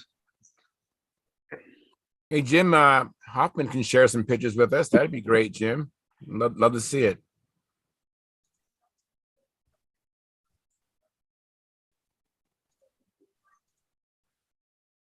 So what are we supposed to do? Are we supposed to mold them out of carbon fiber now or what? Because balsa wood, plywood, it's all getting ridiculous. Ooh, that's pretty.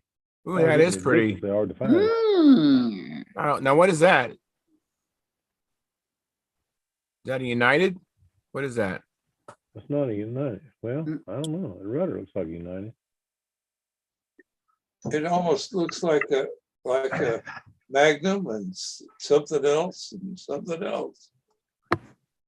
Okay, I was muted. So we had mentioned Joe Reinhardt earlier, so I have a lot of shots of his stuff. Nice.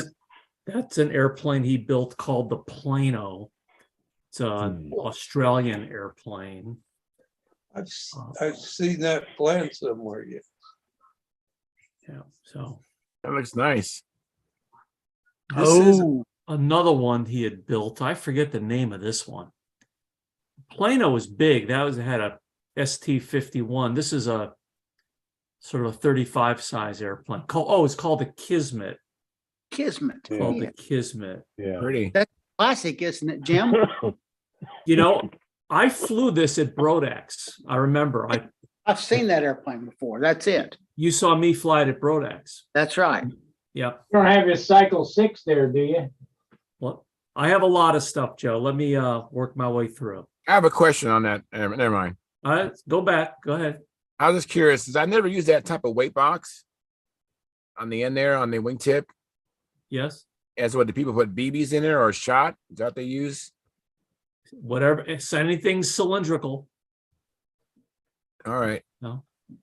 You can take steel. I take steel and cut it up and put it in boxes like that. Okay. Thank you. So this is a profile X-Jet. Nice. Nice. What's the wingspan on that? Do you know? 56 maybe. It looks a little high aspect ratio, which is not bad. Yeah. Now, I like that. I like that adjustable outboard wingtip he has. I mean, not wingtip, but the trim tab. Oh, the tab. Yeah, Yeah, that lets him move the outboard section of the flap there. Yeah, I like that. So this was Look ugly. there. This was this used to be a former Shark 45 that wrecked. Matter of fact, in the background, there's a photo of it. That's Tucson, looks like to me. Oh, look at that. Yep. He wrecked that in Tucson, and it was years ago. He was practicing just before VSC. I was still working, and so I get this call at work. Remember that plane you had, an extra plane at the house? Could you bring that down next time? Oh, Joseph. No. Capital City control liners, huh? Very cool. This is a plane called the Snoopy. There's been 4 of these built. He built 2 in the 70s, and then he recreated this one a few years ago, and I recreated another one a few years ago.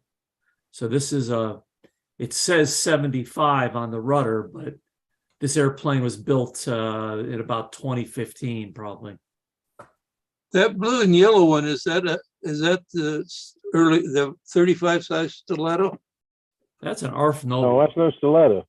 Oh, okay. I see. I couldn't see the cockpit, so that's why I was wondering. Okay. That's an ARF Nobler. Uh-huh. Nice. Let me see. This is something under construction that I haven't shown a picture of. Remember the profile jet? This Yeah. was a built up version of it. Interesting. How'd it fly?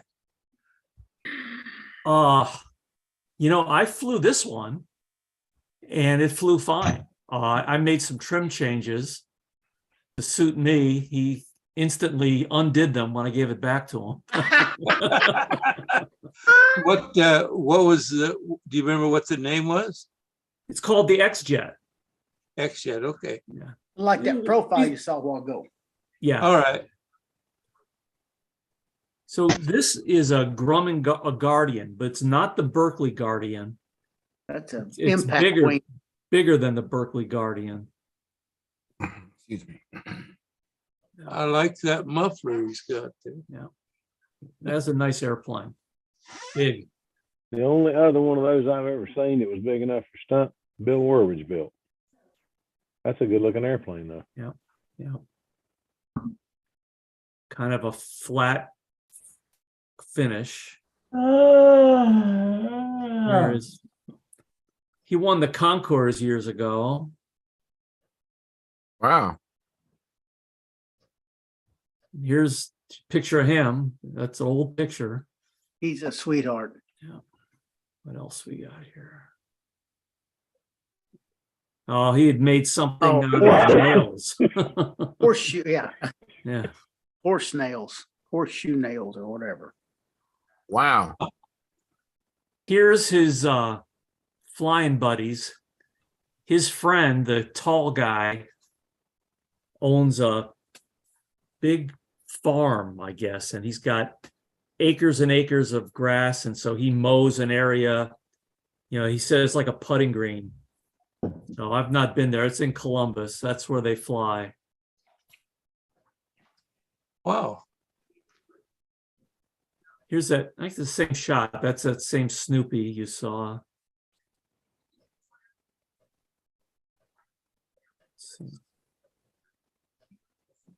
This is.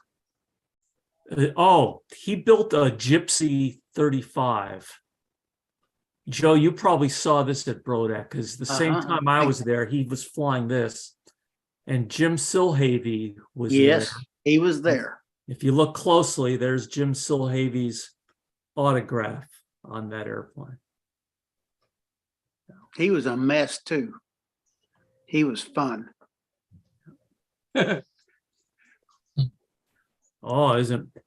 me and Joe. Oh my goodness. That's got to be the early 80s. That's a pretty good size airplane you're holding. You know what that is? That's an imitation. Imitation. Really. Okay. I took the imitation and put a fuselage, and there you are. There, same airplane. Yes, sir. Super Tiger 46. Let's see. This, I don't know what this is doing here. This is VSC. Those are Ed Southwick airplanes. Uh-huh. Maybe one's a Bill Biles. Skylark and a Lark. The Lark, yeah. And I don't know what that red and black one is. Let's go. The red and black. I don't know what that is I either. don't know that either. So this is the first Snoopy. That's Joe. That's taken in the late 70s. He gifted that airplane to me, and I brought it out to Arizona. Huh. There's another shot of it. Same airplane.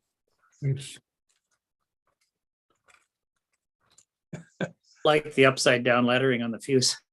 Yeah. That's for you inverted. You can read it. Like a Yep. stand. Look So at that. Oh, this is the shop.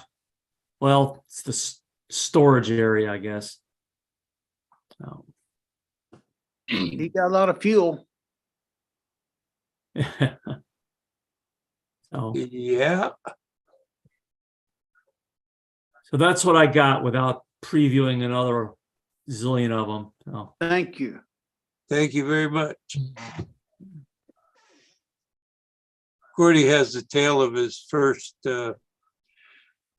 Tony sticking out the wall like the way he's got his Shark 45. Everybody got one. I showed mine. I got mine sticking up here, my Thunderbolt. yeah. Do you? Yeah. Thank you, Jim. Thanks for sharing your pictures. Yeah, I've gotten more Yeah, than those one. are great, Jim. Oh, cool. Well, Right. hey, maybe Friday, share some more. All right. Balsa's so unobtainium now. A good balsa will be reusing them pretty soon. Yeah, I like Yeah, that shot really. of your P-47 there, Sparky. Sparky, where did that plane go in? Memphis, Oof. Millington. yeah, it ran out of gas pulling up into the 4-leaf clover. Oh, Oh. Lord. Not a good place. Yeah, I launched that plane. On that flight? Yep. Oh, boy. Uh-oh. It was a sad feeling going home with that in the back. Oh, Oh, don't- I bet it bet it was. was. I bet it was. I saw that airplane. It was really gorgeous. The It only looked one I've about seen. like that looked- Billy's. the only one I've seen that looked any better was Billy's own. That one there sat on the front row 3 years in a row.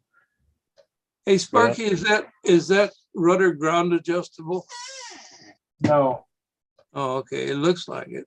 yeah, you know, I just glued it where I thought it would be right, but it's got the scale type hinges in it and all that other business. Yeah. This part here happened when somebody stepped on my stabilizer and broke it. So I had to get in there and do surgery.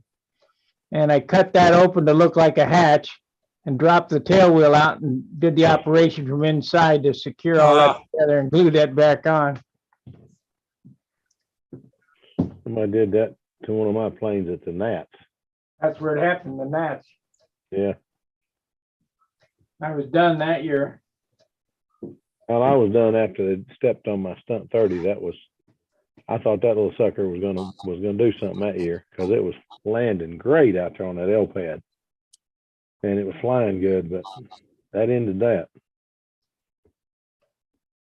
Hey, you get any work done in the basement there at all, or are you just trying to get over whatever you got? Your To long me, honestly, since Thursday night, Friday, Saturday, Sunday, and today, we've been trying to get Christmas up. I mean, the tree's behind me and it's turning and everything, but it's not near as decorated as it usually is. We just ran out of gas. We've been sick since Thanksgiving. Usually the week after Thanksgiving, all our Christmas goes up that weekend. I think I'm gonna go to bed. See you guys later. All right, Sparky. Thanks for coming Hey, in. Sparky. Good night. Sparky, before you Yeah. leave, Tommy said tell you hello. Oh, Take care of great. yourself. You take care of yourself. All right, you too. Bye now, See you. and Merry Christmas. Merry Christmas, everybody. Merry Christmas to you. Merry Merry Christmas. Christmas. Hey, Len, can you check your chat? Thank you, buddy. So I think I'm gonna shut down too. And Maybe catch you all Friday night. Sounds good. Yeah, I'll be streaming Friday night. And Charles, about 3/4 of an hour ago, I sent you an email with my number. How do you do that? What'd you do, Bob? I sent you an email with my phone number. Oh, email. Okay. Thank you. All right. Thank you very much. Okay. See you guys later. Have a good one. You had a question, Joe? You had a question, Joe? I want to chat. I need Phil's email or phone number or something so I can talk to him. How do I do that?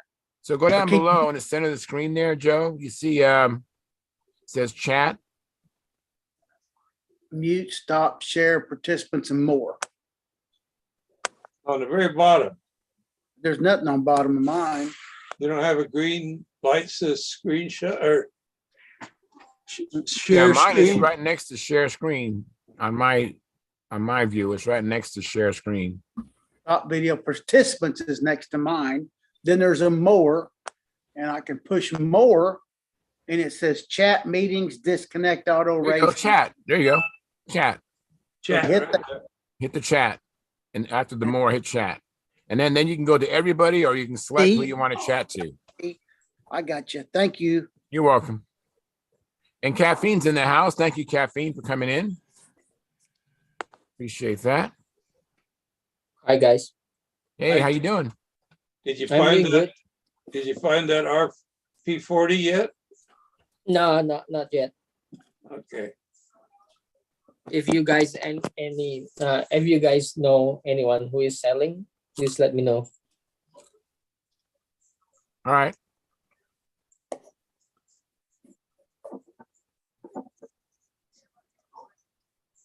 Let's see. What are you hunting for? P40. You want Brodak. Brodak Arquid. Problem is, get it from Brodak. You can't. You tell him, Caffeine. Yeah, well, I've contacted a product before about the P40, but they said the box is too big. It exceeds It figures it is a big box. international priority size by USPS. So here's what I'm gonna do. I'm looking for one who can send it to California because I have a friend of mine who lives there, and he will take care of the shipping from California to Indonesia. Caffeine. So that's what. Yeah. Check with Brodak. They should send it. No, okay, never mind. Sure. Yeah, they should be able to send it to that friend in California. Are you talking about an ARF or just a kit? The ARF. Okay. Don't say I have a kit, but I don't have an ARF. Okay. Hey, Caffeine, Yes.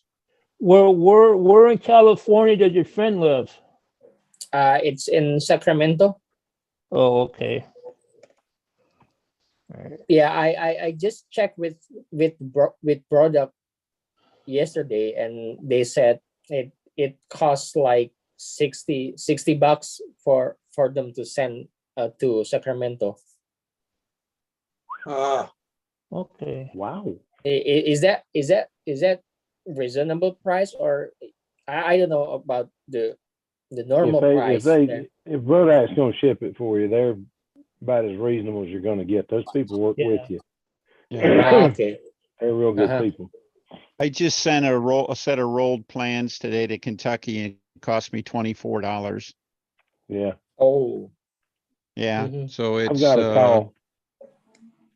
shipping prices have gone really, really crazy and everything like that. And you know, Phil's hit it on the head. If there was a way to send that at a economical rate, the Brodak people are usually pretty good at finding it. Okay, I see. Have you guys, has anybody helped out Gary? He's gonna be shipping out these calendars pretty soon. They're on their way. Huh? They're on their way. Make sure They're you on their way. Oh wow! tell me when you get them. You can still send some money to Gary. On the way. I got mine today. Oh, did you? Good. Okay. At least they're coming after it. All right. That's what I needed to know. Mine was in the mailbox today, Gary, and they look great. You did an awesome job, man. Thank you. Hey, As Paul always. Taylor, he As has always. his hand raised up. Go ahead, Paul. Yeah, I was just gonna see if I could share a picture for Joe. Yeah, go ahead.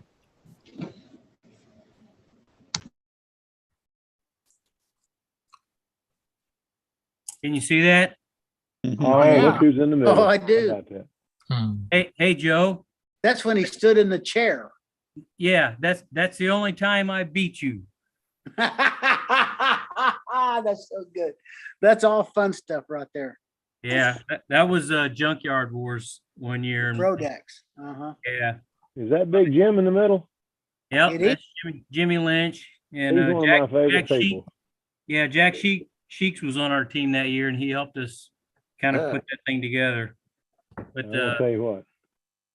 yeah, that was a fun time. I bet it was. Anytime you can work with Jim, you got a good time going on. He's one of my favorite people. He's just a great guy. Yeah, that's my youngest son right there. Year we went to the Nats, and Ted Fancher made his day when he signed the magazine for him. Oh, that's cool. Yeah, we talked about that all the way home. Anybody recognize that plane? Yeah, that's Bob It looks a whole Snowbler. lot better than that now, though. Yeah. Yeah, Charlie and Jimmy put that thing back together. It's gorgeous now. Yeah, that was in Charlie's basement. A little worse for the wear. Boy, it was in rough shape. What I need to do to mine. It's all falling apart. I can't tear. Oh, there's a good picture right there. Yeah. Joe Bowman. Look out there on the end of the table. My goodness. Who is that clown? That clown. That's right. Some dumber spies ringmaster. That's who that He's is. learning how to build airplanes. That's what he's doing. Yeah. Paying That's attention. the guy that taught Ryan how to sit down and fly airplanes. Whose I'm house trying is to figure out this? how you got that many people in Charlie's basement. Charlie's basement. Okay. Yeah. Good times right there. I bet so. Yeah. What were you reading there, Joe? I don't remember. I don't have any idea. I think that was a chart or something somebody gave to somebody and they want me to read it. That was a long time ago. Yep. That was a plaque they made for somebody. I don't know who it was. I've forgotten now. Yeah, There's a big job right there. Yeah, it's, No, no. Yeah. it looks like a fun time. Yeah. Yeah. Hey, Charles. anytime you get hooked up with Charlie Reeves, Jim Lynch, Keith Trossel, any of those guys, you can have a good time. Pay attention.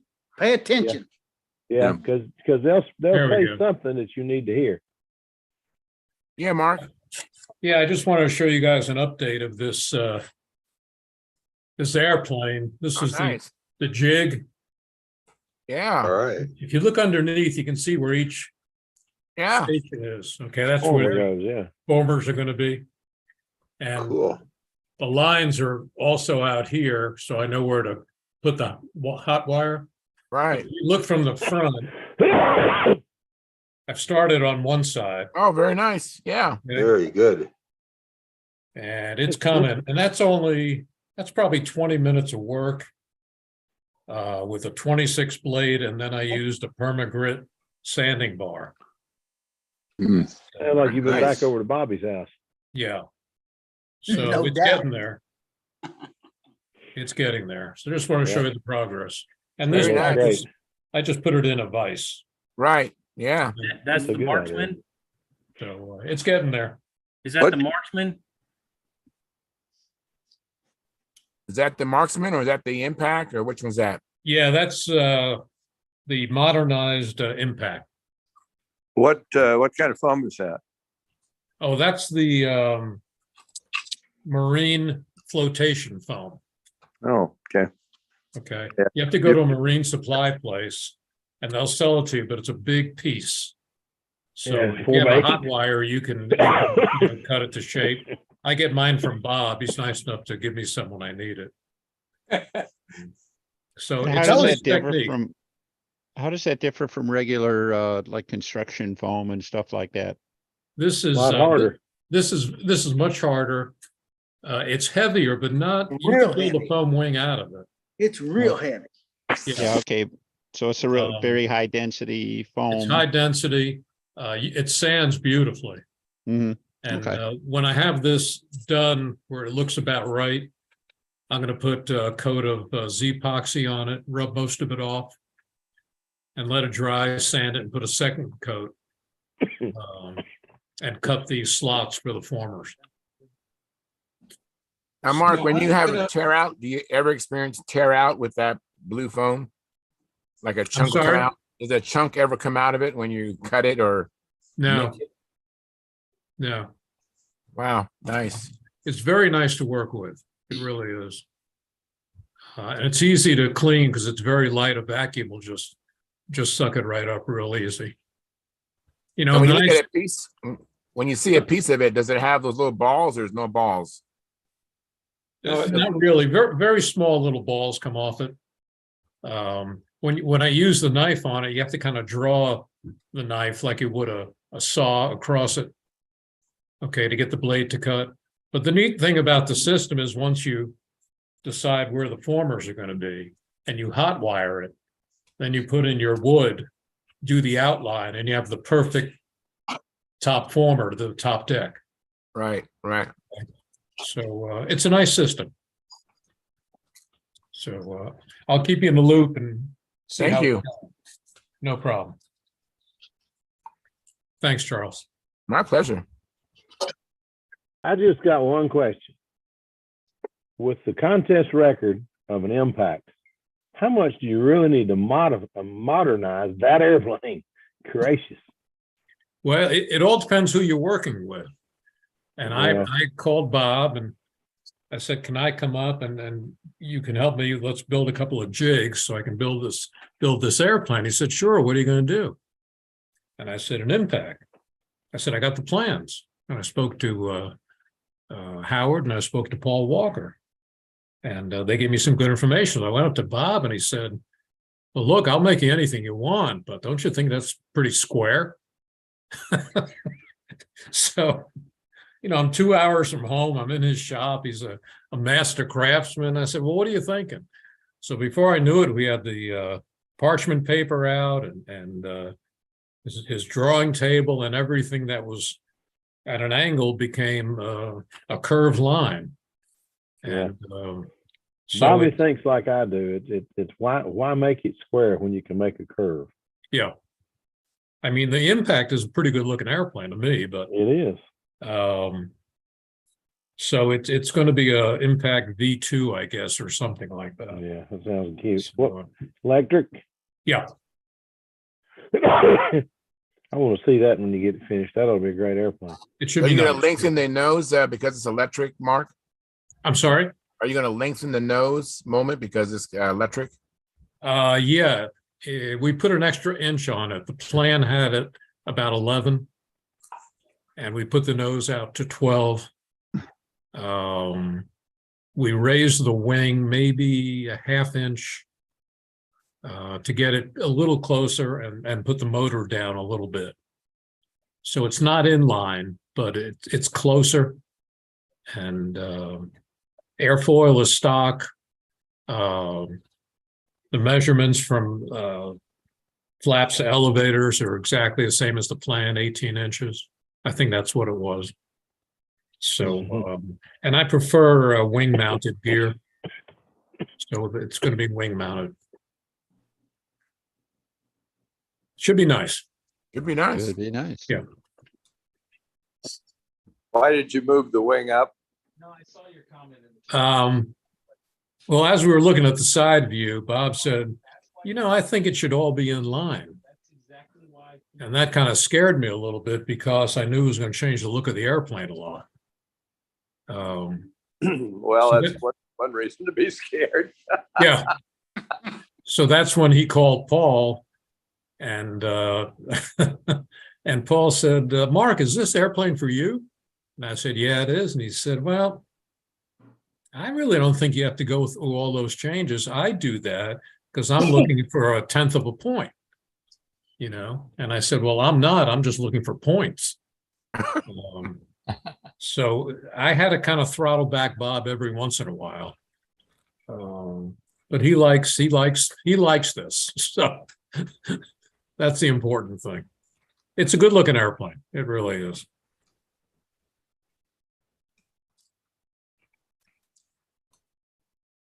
I remember when you showed the plans last week or week before, it was real pretty. It is pretty. The front comes up more rounded and the canopy's much more rounded. Yes. I've got an original impact, but well, I got the original plans and then I heard about the fact it looked like it was dragging its tail. Talked to Paul at the Nationals and cut the back end 3/8 of an inch or something like that. Just took a pie-shaped chunk out of it, made it what Paul called a Mark IV. Mm-hmm. And it's a good looking airplane and it's a nice plane. You'll like it. I'm thinking about building another one, putting electric in it. Mine's a 40 and on a pipe, and that's a lot of fun. Just be sure and get your fingers out of the way of that carbon fiber baloney slicer. Yeah. Well, I've seen Howard fly his the last couple of years at the Nats, and between him and the airplane, it looks awfully good. Yeah. Especially, I finally saw some really good pictures of Howard's. That's a pretty airplane. That airplane's prettier than Howard. Now that ain't saying much. I mean, I like Howard, but he ain't that pretty. At least not to me. Now, a girl might like him. No, that's a pretty airplane. That is a pretty airplane. His artwork on the wing is gorgeous. Yep.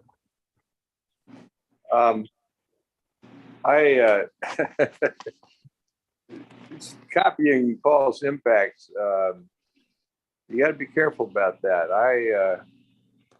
I go over to his house every couple of years and copy stuff, and I build slower than he does. So one thing you got to watch out for is copying one part from one era, part from another era. Yeah, no, I understand. Had some troubles that way. I have a comment from the chat box. Jonathan Carrata says, hope to see you guys on Friday.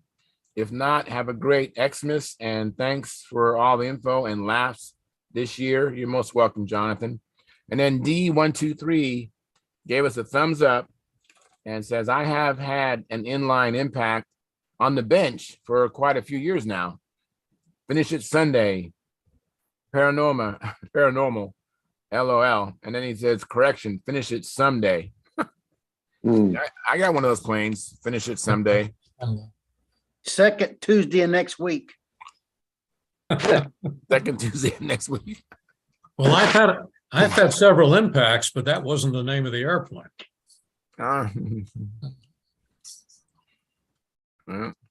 Bad impacts with impact. Yes, it is.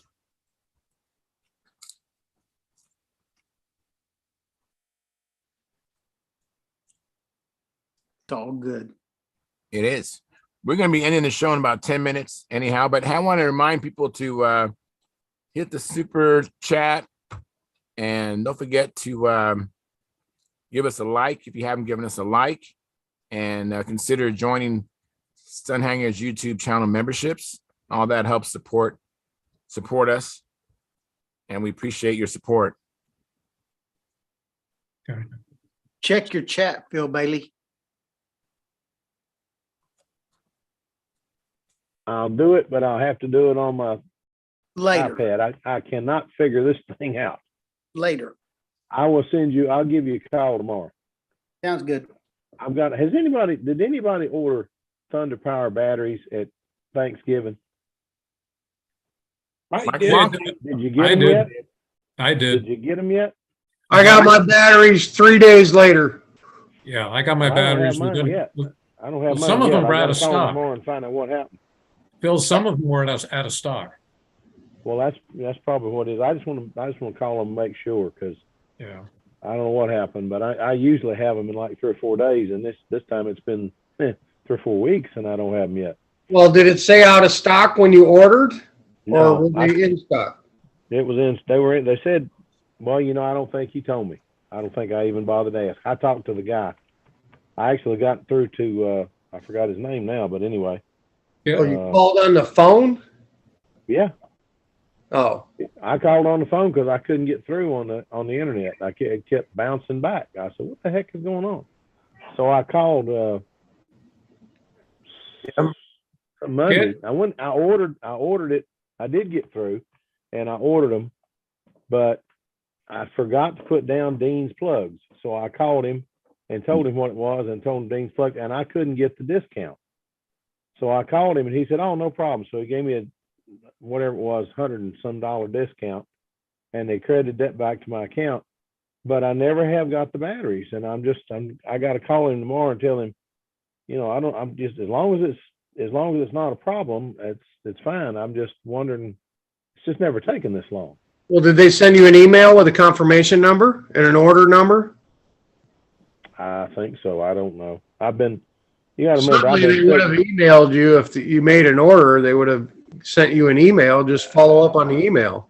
Yep. I may do that. I have not done anything with my emails in the last month. I have not done much of anything last month except call. Even if you made a phone order, they would have asked for your email address so they could send you a confirmation number of your order and tracking and shipping and all that. So yeah, I did get the $116 or whatever it was back. I know they put that back in my account. So I'm sure it's all right. It's just I just want to call them and find out, what's happening and is everything all right? If it is, we'll go from there. But I'll call them in the morning. I call them tomorrow. I got to call them about 2:00, so they'll be there. Hey, Mike. What are you working on? Hey, Mike. I was just going to let you know I'm going to be in Nashville next week, and if we get out and fly and we don't make it to your place, don't get mad at me because we can't go too far from the house with Ryan's new baby. no, I get that. He's got a newborn, man. But are you all flying over at Cornelia Fort at the park? He's flown there before, but he's got a couple of places within like 10 minutes of his house. So we just kind of go over there and, he's doing his FPV thing, and then he kind of stooges for me. So we're just when the baby's sleeping, we kind of escape for a few minutes. Well, it's going to be like 10 degrees here when you come here. That the big chill, man. The front's coming down all the way into Tennessee and through the Midwest and all that. I went to Costco today and bought some long underwear, so I don't have any winter clothes. So I'm shipping it all to Ryan's house. Okay. Well, when are you coming into town? Which day? We're coming in Christmas night, so the 25th. Okay, and then you'll be here through through the 1st. I think we're leaving on the 3rd or something. But, okay, so after Christmas and through New Year's. I think after that it's going to warm up, but this Thursday, Friday, Saturday, Sunday, man, we're in for some pretty brutal weather here for Tennessee. Anyway, it's going to be pretty bad. I'm sure other people that live north of us are going to get worse. But listen, we're off. Sam's out of school. We're off. We'll come to you, man. You don't have to come to Columbia. We'll put some stuff in the truck, and we'll drive into Nashville and come meet you guys if you want. Okay. Well, like I said, if we do, we're just going to be sitting on the couch, and he's going to say, hey, we got a couple hours. Let's go to the field. So it'll be kind of spur of the moment kind of deal. That's fine. My calendar's clear, man. Just send me a text, and it'll take me 45 minutes to throw some stuff in the truck and get there. We'll come fly with you. Okay. All right. Cool. All right, man.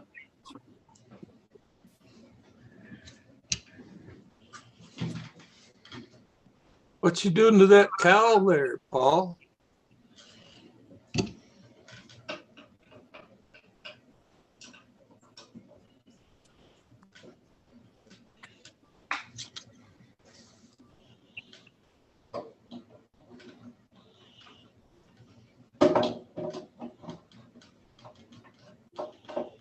We can't hear you, Paul.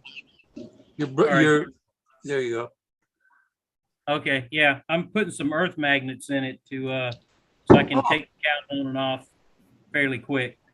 So this is like the 3rd restoration of that vector back there. One Well, of my favorite airplanes. So That looks I 3D good. printed these little mounts for the magnets, and I'm just going to Oh, mount cool. them inside the cow. Cool. Very nice. Oh, very cool. Yeah. Everybody Vec- else likes the SV11. I like the Vector. It's just a The great Vector size. 40 and a LA 46 will take you a long way. Yeah, yep. Nowadays, electric. Yeah, system. I had an LA 40. I had an LA 46 in it, but it wouldn't fly at 60 ounces, so I my God. stripped it.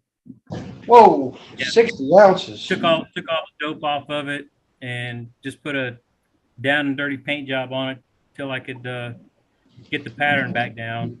So I'm flying with Mike Waldron down here, and he gifted me a Shrike, so that's what I'm flying currently. Damn, nice. Mike's Yeah. a good guy. And Yeah. yeah, Mike's no slouch, man. You can learn a lot from him, man. What is he flying now? I understand he's got an R3 now. No, he just got a Shark here a couple days ago. Another one. He's got an R3 too, or he's got one ordered anyway. I thought he'd have his by now. I don't know about that. He's built two GBs. He's got two of those, and That's what it is, a GBR3. Okay. GBR3, Well, yeah. Yeah. He's got another one on the table. He just finished one, and No, that's a good flying plane. You've seen it Talking about fly? Mike Waldron? Yes. He ain't as scared of the ground, Paul. Oh no, he's not. Yeah. So he's been pushing me. So. No, but Mike's got a couple new R3s that Tom Morris builds a semi kit, and he finished them, and they should be really nice airplanes. Yeah. I saw one of them at Tom's house, partially built, and it's a really good looking airplane. Yeah. Well, he like Blonky said, he just got a new Shark, so he's putting that together as we speak. Is his dad doing okay? Yeah, I think so. They had to put in. It's been a couple of months ago, but I think they put in a couple more stints, and I think he's up to like a total of 12 now or something. But Oh my goodness. yeah. Hey, Joe. Yes, sir. Ron's doing good. I talked to him just the other day, as a matter of fact. I spoke to Ron just the other day. Of course, we saw him at King Orange in late October.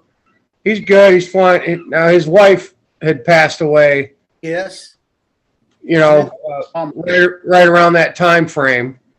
But no, Ron's doing good, man. He's building something new, too, for next year. I'll give Mike a call and get his number. I don't have Daddy's number. I got Ron's number. I'll text it to you. Okay. He's a good dude. Because he actually called me a couple weeks ago because he found a handle on the field after King Orange, and he thought it might be mine. It turned out to be Trian's. So Ron sent it to me, and then I boxed it up and sent it to Trian. But no, Ron's doing good. Super, super, super. He's looking forward to next season and being able to. I think they're planning a contest down here in May. Hey, you guys, we got a new member. Thank you very much for D123 for joining the Stunthangar YouTube channel memberships. I appreciate that, and I know Sparky does too. So, thank you. That helps a bunch, and appreciate it. When you say here, where are you talking down here? Where will this contest be in May? It's the same place they had King Orange last year, down at just north. McAlpin, Florida. At their airport, where Ron lives. Yeah, close to lakes. It's basically Lake City, but the town is McAlpin, Florida. It's right where the I-10 and the I-75 cross each other. It's about 10 minutes away from the intersection. How far is that from you, Mike? For me and Sam, that's about an 8-hour run for us. It's it's about 9 for me. Okay. I mean, ask Will. Will Davis came in October. Will can tell you exactly how far it is from the Carolinas. Yeah. Is anybody interested in purchasing a Jetco Shark 45 kit? Nope. Nope, I've got 2 of them. Yeah, D123 says he's thinking about selling it. So, Well, it's a good airplane, I'll tell you that. Just put plenty of power on it, but it's a great airplane. It's a big rascal, though. yeah. Well, guys, I'm going to end the live stream. Let me just do a little house clearing here. I want to thank everybody for coming in. Appreciate it. And at the height of our show, we had, and we've been trending pretty high, but at the height of our show, we had as many as, I think, 39 people watching us. That's a live stream audience. That's pretty good. And 31 likes. So if you haven't hit the like button, please do that. And we got a new member, a new Stunthangar YouTube channel member. Thank you very much. So pretty good night. Thank you. And our average viewership was 30 minutes, which is above average. So that's great. So thank you. We'll be back Friday, and hope you have a chance to do something in your shop or go fly and come back and tell us all about it. And we will see you Friday. Joe, I'll call you tomorrow. Fair winds, tight lines. Good night, all. Gary, thanks for the DVD.